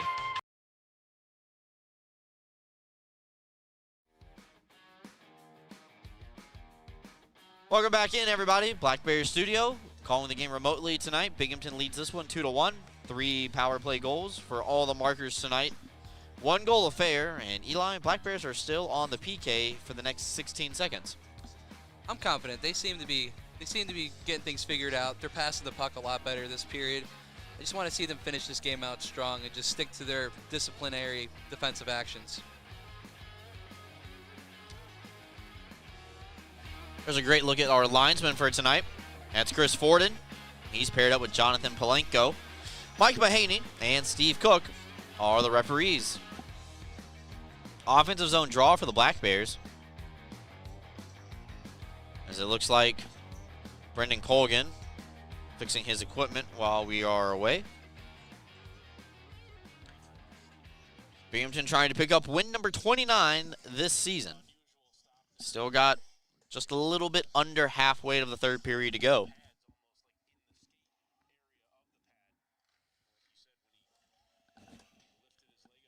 And now we're back in action. Kirkby sends it back around the wall after the Wolves initially controlled it for the first little bit. And now 9:20 left to go here in the third period. Dan Stone is back in play, and we return to 5-on-5. So Watertown fails to convert on the man advantage. They go to 1 for 4 on the night. Stretched all the way down to Tomei, unattainable for Dabari, but the Dominator will just freeze it, and it'll be a offensive zone draw here for the Wolves. Is that a common nickname, or did we just come up with that on the spot? I've seen the people say it. Okay. I didn't know. I don't think I can say anything that's original. I think the YouTube chat has probably gotten to it before I have any time. So Binghamton now trying to control this puck as it'll go back D to D, up ahead to Stubbs, and it is not going to go too far. Actually, it actually goes way too far, not too far from our screen. It is icing against the Black Bears with under 9 left to go here in the third period. Now, I remember my first year, I think we had like a nickname for everybody. I think that was like Alex's thing, is he just came up for nicknames with every single person. Came up with some good ones. Chad Lopez, Pest from the Southwest. Taylor Cutting, the Butcher. Those two stick out right away, and I'm sure there was more. Back the other way now, as Wolves come away with the puck. Corrigan, head to Filipov. Filipov one-on-one against Stone, far side. Now over Hunter Hall. Squirts out, Powers got some space. Her fire kicked away with the purpose by Dominic Tomei. And the Black Bears regroup quickly in their own end. They're going to transition defense to offense. Glove down by Stubbs as he comes across the line. Dropping it back for Bondarenko. Deceptive snake eyes shot. Turned aside by Colgan. And now the Wolves come back the other way. But we got a stoppage. And I believe they're just going to call offside again. Woo. Black Bears were on the wrong end of a 2-on-1 there. And the game was stopped for offside. I'm surprised the Watertown Wolves weren't a little more upset there. I mean, when you're trying to gain the line like that, 2-on-1, it's a bad mistake to be making with the implications of what might happen down 2-1.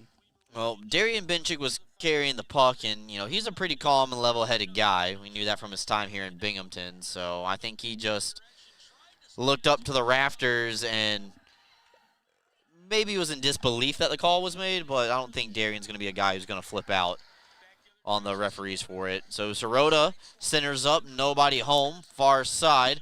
They were looking for Nick Swain. Unfortunately, that one comes up empty-handed. Cervoni bounces one off of the linesman's skate back in through the neutral zone to the Watertown third of the ice. And now the Wolves trying to regain control. They pinball it around in their own end, trying to break it out of the zone. Ahead to Dabari as it now comes back the other way. Dabari one-on-one. His shot goes wide. Reeder to the rebound. And it will go into the corner. Schultz fighting against Lathland for it. Spun around by the Black Bears defense, and that'll go off the glass and out. And this one will be icing against the Black Bears as well, with 7:05 left to go in the period. I hope they can get this cleaned up. There's been a little too many defensive zone draws here. Yeah, they've been winning a few, but I mean, a lot of these long chips they're just not connecting on. So hopefully they can clean that up, maybe get a little better passing and slow things down and control that pace a little better.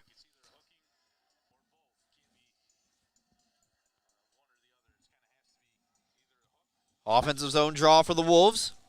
To the left of Dominic Tomei. You're seeing it from his point of view here. Corrigan, a little bit of a false start on that, but they're going to give him a warning. Sirota able to win control off the draw as it gets sent back around the wall. Chernyuk down low, looking for Dabari, a backhander. Schultz is out in front trying to take away some sight and space, but Tomei gets a quick whistle as he reached out to cover up that puck. And now Binghamton will take that opportunity following the icing now to be able to change. Yeah, Tomei did a good job just slowing that puck down, seeing it the whole way through, and just not allowing much of an opportunity hugging that post. Another offensive zone draw for the Wolves. And D-Line mentioned it. A lot of D-zone draws this period for the Black Bears. See if they can win another one. This time, Wolves gain control, but then Dabari carries the puck outside his own blue line. I understand that he was able to maintain control by doing that, but Eli, I don't know. Maybe I'm wrong here. I feel like you rather would just shoot that in down low and try to get on the forecheck. Black Bears able to get the clear, and this will come back down to Colgan on the other end. I agree. I mean, some of these decisions here, not to even be a little off topic, I'm not totally sure what the game plan is here. I was hoping they would maybe again, slow things down, finish this period, get out of here with a quick, easy win, but not totally sure why they keep going back to these chips and then going back and taking more and more defensive draws. They just got to control that neutral zone a little better. Stefan able to win the faceoff, and Now Swain up ahead as the Black Bears will cross over the blue line. There go far side to Emery. He starts and stops, surveys his options as it's spun around the wall. Now Swain fires, looking for the top shelf on the far side of the ice. Just comes up empty-handed. That rides the glass out towards the blue line. That allows the Wolves the opportunity to clear. And now here they come back the other way. Benchik against Lathland. Benchik's shot gets partially blocked by the defender. And now Filippov trying to call for a loose puck. It's at the half wall with the Wolves. Turnaround shot from Benchik is saved by Tomei. And then Filippov and Anderson getting face-to-face with each other as they have a hold of one another. And we do get a stoppage with 5:48 left to go here in the period. Seems the cooler heads have prevailed. No instigation, no penalties. Just going to be a little push and shove in action, and we'll just get another defensive zone draw.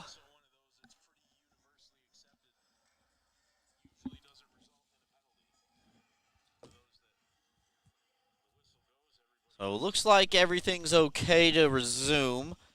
It's an offensive zone draw for the Wolves once again. Feel like a broken record of playing the hits on repeat. And Stone will flip this one through the neutral zone, back into the Watertown side of the ice. Kirkby holds it in at the blue line with Bondarenko and Stubbs ahead of him. They try to corral a loose puck, but thwarted by the Wolves as they send it back out towards the red line. Return to sender, and Colgan's going to have to direct traffic behind his own net, setting up the breakout for the Wolves. Reeder not able to gain control fully as Henning gets spun around inside his own zone trying to make the clear. Binghamton touches up, and they will chase after the puck here once again. Now the other side, a transition as the Wolves go for a line change. Stone goes near side wall.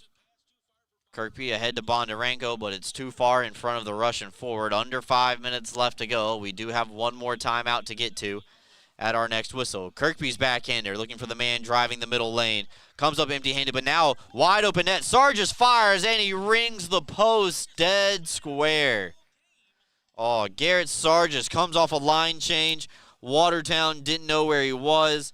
Got behind the defense and just beat the goaltender, but could not beat the medal. Now Ramekers comes back in on the offensive side for Binghamton. He gets down low into the trapezoid, into the gritty area. Sargis, backhander, cuts to the front of the net. It's blocked. Thwarted wide by the Wolves' defense. McDonald tries to clear, but it's held in. D-to-D. Cervoni shot. Blockered away by Colgan. Now over to the far side. Sorota's taking a beating in front of the net with 4 minutes left to go. But the Black Bears still have control of the puck. Sent towards the middle looking for Sirota. And that one ricochets off the outside of the iron. They tried to bank it off the netminder again. So now Sirota, a one-man forechecking crew. Already knocked one Wolf down. Tried to knock down a second on that shift. And this is going to be chipped ahead by the Wolves. Pass Cervoni down low. Icing is waved off, so no icing against the Wolves. Puck continues to stay in play, and the clock continues to run. Swain drops it over for Steffen down low into the trapezoid. He just ran out of room. Chernyuk got his skate up pretty high there. You got to be careful of that. Going through that old school hip check. Emery centering pass blocked. Lathan's calling for it. Swain's trying to dance around into the middle with it. Doing his best Gavin Yates impression, drawing the eyes of the defenders.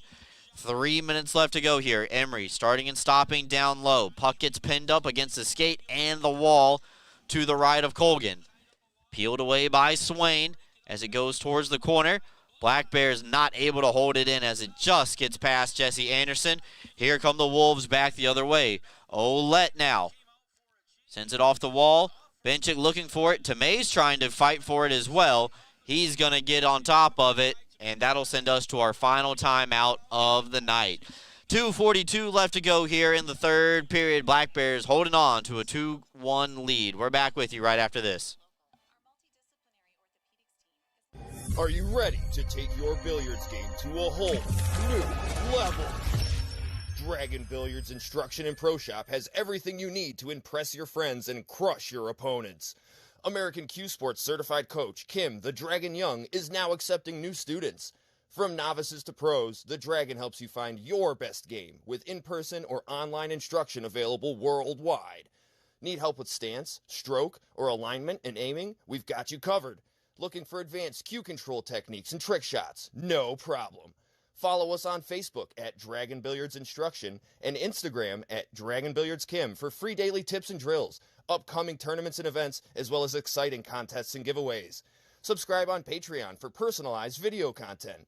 Visit our online pro shop for the lowest prices on the highest quality pool cues, accessories, and Dragon Billiards gear. Dragon Billiards Instruction and Pro Shop, breathing fire into your game.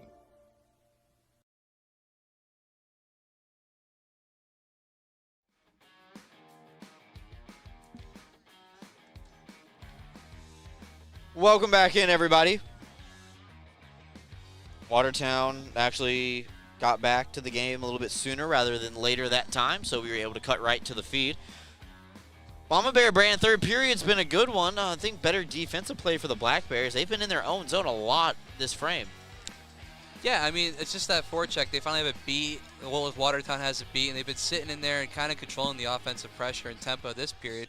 But at the same time, Binghamton's been getting some quality looks at the other end. A lot of solid passing. I've liked some of the connections I've been seeing this weekend between Sirota and Sargis, but then also Swain and Stefan. They've been just like on the same page offensively on those second and third lines, not even the top lines. Offensive zone draw for the Wolves. It's 2-1. And I'd have to agree with our friends Jeff and Connor from the Watertown broadcast. You might not have heard them, but we did. Said, time to just start firing anything you get in the offensive zone if you're the Wolves. You need a goal, and you're starting to run out of time as we approach the 2-minute mark here of the period. DeRazio able to locate this puck. It's bouncing end over end from the glass. And it ricochets through the neutral zone back over to control with the Wolves. Powers and Zimmerman playing a game of catch in their own end, and Binghamton more than happy to watch the Wolves play catch in their own end, and Bondarenko doing an excellent job as the high forechecker, making life difficult for the Wolves there. Back out to the neutral zone. Stubbs re-enters 1-on-3. Now that he makes his way down low, some Black Bears come into the screen a little bit to help out. Under 2 minutes to go here in the third period. Over to Sirota, far side. Starting and stopping inside the circle. Going in and out. And Stone walking the line, holds it, tipped on. Colgan makes the save, rebound behind the net. Sent up top to the blue line when the Black Bears able to keep it alive. Sarge's shot kicked away by Colgan. You got to see that from behind the net there. Under 90 seconds left to go. Black Bears look like they need to be the team that has to score a goal to extend this game. They've done an excellent job applying some pressure against the Wolves. They finally gain control now, but they're on the other end of the ice. 70 seconds left to go as it's finally dumped in, and it's icing against the Wolves with 66 seconds left in the game. Yeah, no, this forecheck has been absolutely incredible so far this period. Colgan hasn't even had the opportunity to maybe even come off the ice for a six-man advantage for Watertown, but like, again, as we mentioned this entire time, this the defensive pressure up on the forecheck, it's just something that Binghamton's known for. They get it all the way down. They control the boards even in the offensive zone when you would think that Watertown's trying to break it out and do something of their own in the other end, but they can't even get it to their first blue line.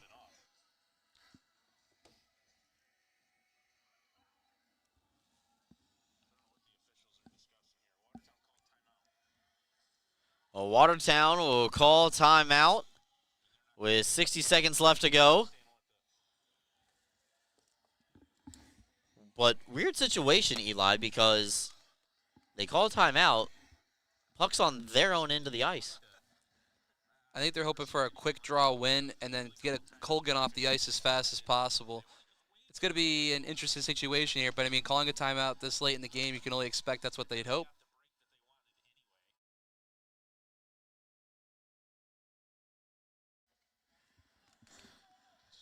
Face-off won by the Wolves. And now the clock will run. Wolves going to try to bring this puck up ice. And that'll go off of a skate. Is it going to be another icing? It is. So back-to-back icings against the Wolves, just 10 seconds apart. It's not going their way, but it's going our way, and that's all we can hope for this late in the game. Only a minute to go. 1-goal lead. Just got to keep fighting and keeping that pressure high up in that offensive zone, really, and just keep enforcing your will defensively. Stubbs is going to take the offensive zone draw on his power side, wins it back cleanly to Weber. He'll fire, and a blocker save made by Colgan. The Wolves got to get up ice. And that's going to be a hand pass against Binghamton. That happened in the neutral zone, so it'll be interesting to see where they drop this puck. Watertown might have been gifted an offensive zone draw that they've been looking for the last 20 seconds.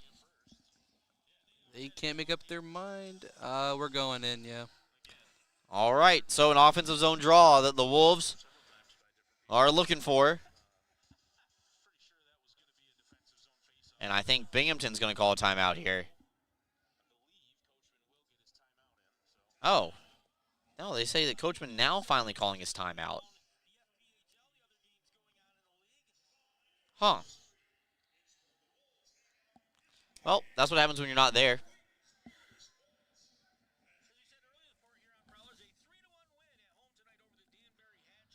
So you get a look at the Watertown bench as they huddle up. Head coach Justin Coachman is, I believe, telling Colgan that he's going to come off as soon as possible. Yep. Drawing up on the whiteboard, you can see as they get set for a set piece. 46 seconds left to go.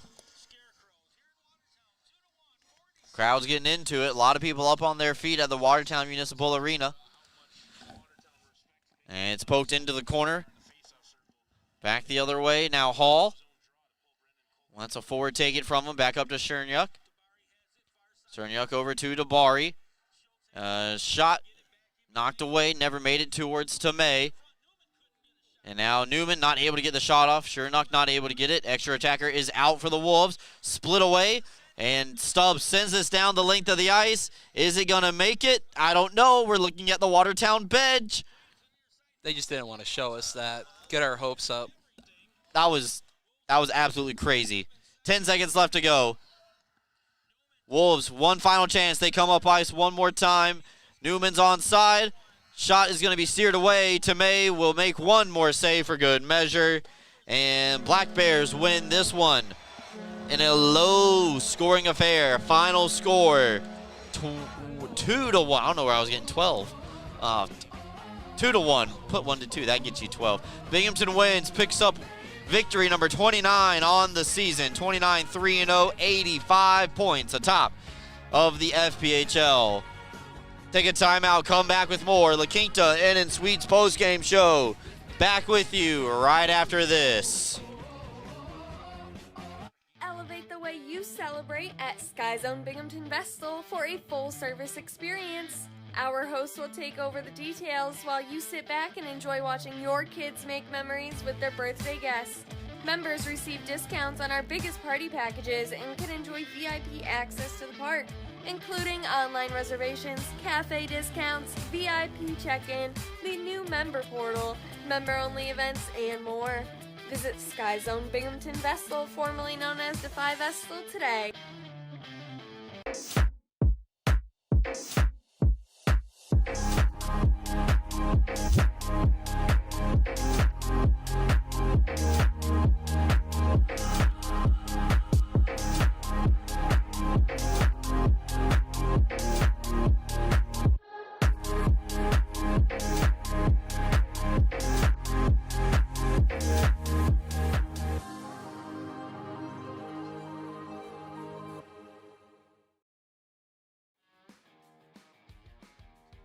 Welcome back in, everybody. Brooks Hill and Eli Worth in the La Quinta Inn and Suites postgame show. La Quinta Inn and Suites located at 581 Harry L. Drive in Johnson City, New York.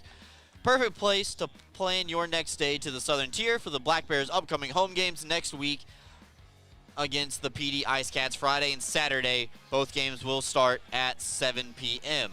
Worth noting, before we turn it off tonight for the live stream, our next Tully show is actually going to be this upcoming Tuesday. I know the ad that we ran a couple of times said February 3rd. We got a little bit ahead of ourselves promoting the one after January 20th. But we will be at Tully's this Tuesday at 6 p.m. on the Vestal Parkway. So go ahead and make sure that you make plans to join the Black Bears at Tully's and come have a good time with the whole organization Tuesday night at 6 p.m. Also, if you're interested in signing up for the Binghamton Booster Club bus trip to see the Black Bears take on the Danbury Hat Tricks, the deadline has been moved back to February 28th. So contact the Booster Club at the next Black Bears home game next Friday, and you can sign up to go on the bus with the Booster Club and see the Black Bears take on the Hat Tricks in Danbury. Eli, nobody scored a goal in that third period. Binghamton, though, wins a tight scoring game 2-1. We don't get a lot of low-scoring affairs in the FPHL, but every time you get a game like that, it really does make you appreciate it. Oh, no, it just showed the defensive tenacity out of Binghamton in that third period. They took a lot of defensive zone draws, but they really stayed on top of their game and didn't really show much cracking. Not much shots went towards Tomei. They kept the puck out of his way and kept it wide, forced a lot of deeper stuff and a lot of maybe sloppy off-target shots. But again, the biggest thing to highlight, I think, coming out of this game is just the power plays. I mean, all 3 goals were power play opportunities, 2 for Binghamton, 1 for Watertown. And it was just a force. Unfortunately, it was just a special teams affair tonight. Not much 5-on-5 scoring, but there was plenty of opportunities, and both goaltenders saw a lot.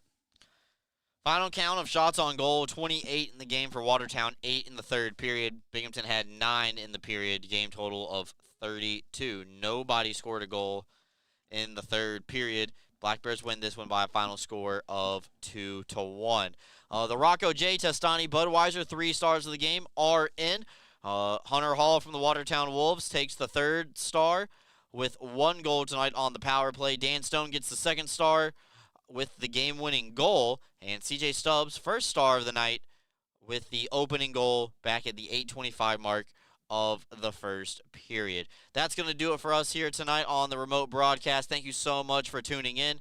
We will be back in action Friday and Saturday next weekend. Both games will be at home, and it actually kicks off a 6-game homestand for the Black Bears. So we're going to get comfortable inside the Vision Veterans Memorial Arena. Inverse night on Friday, and then Mascot Mania on Saturday. So we're going to have a lot of fun, some good promotions coming up for the Black Bears. Make sure to grab your tickets at binghamtonblackbears.com or call the office at 607-722-7367. For my partner, Eli Worth tonight, his brother EJ Worth on socials, my name is Brooks Hill, signing off for everybody with the Binghamton Black Bears. Thank you for tuning in. Have a good night. Enjoy your Sunday, and we will see you at Tully's on Tuesday and then at the arena again on Friday.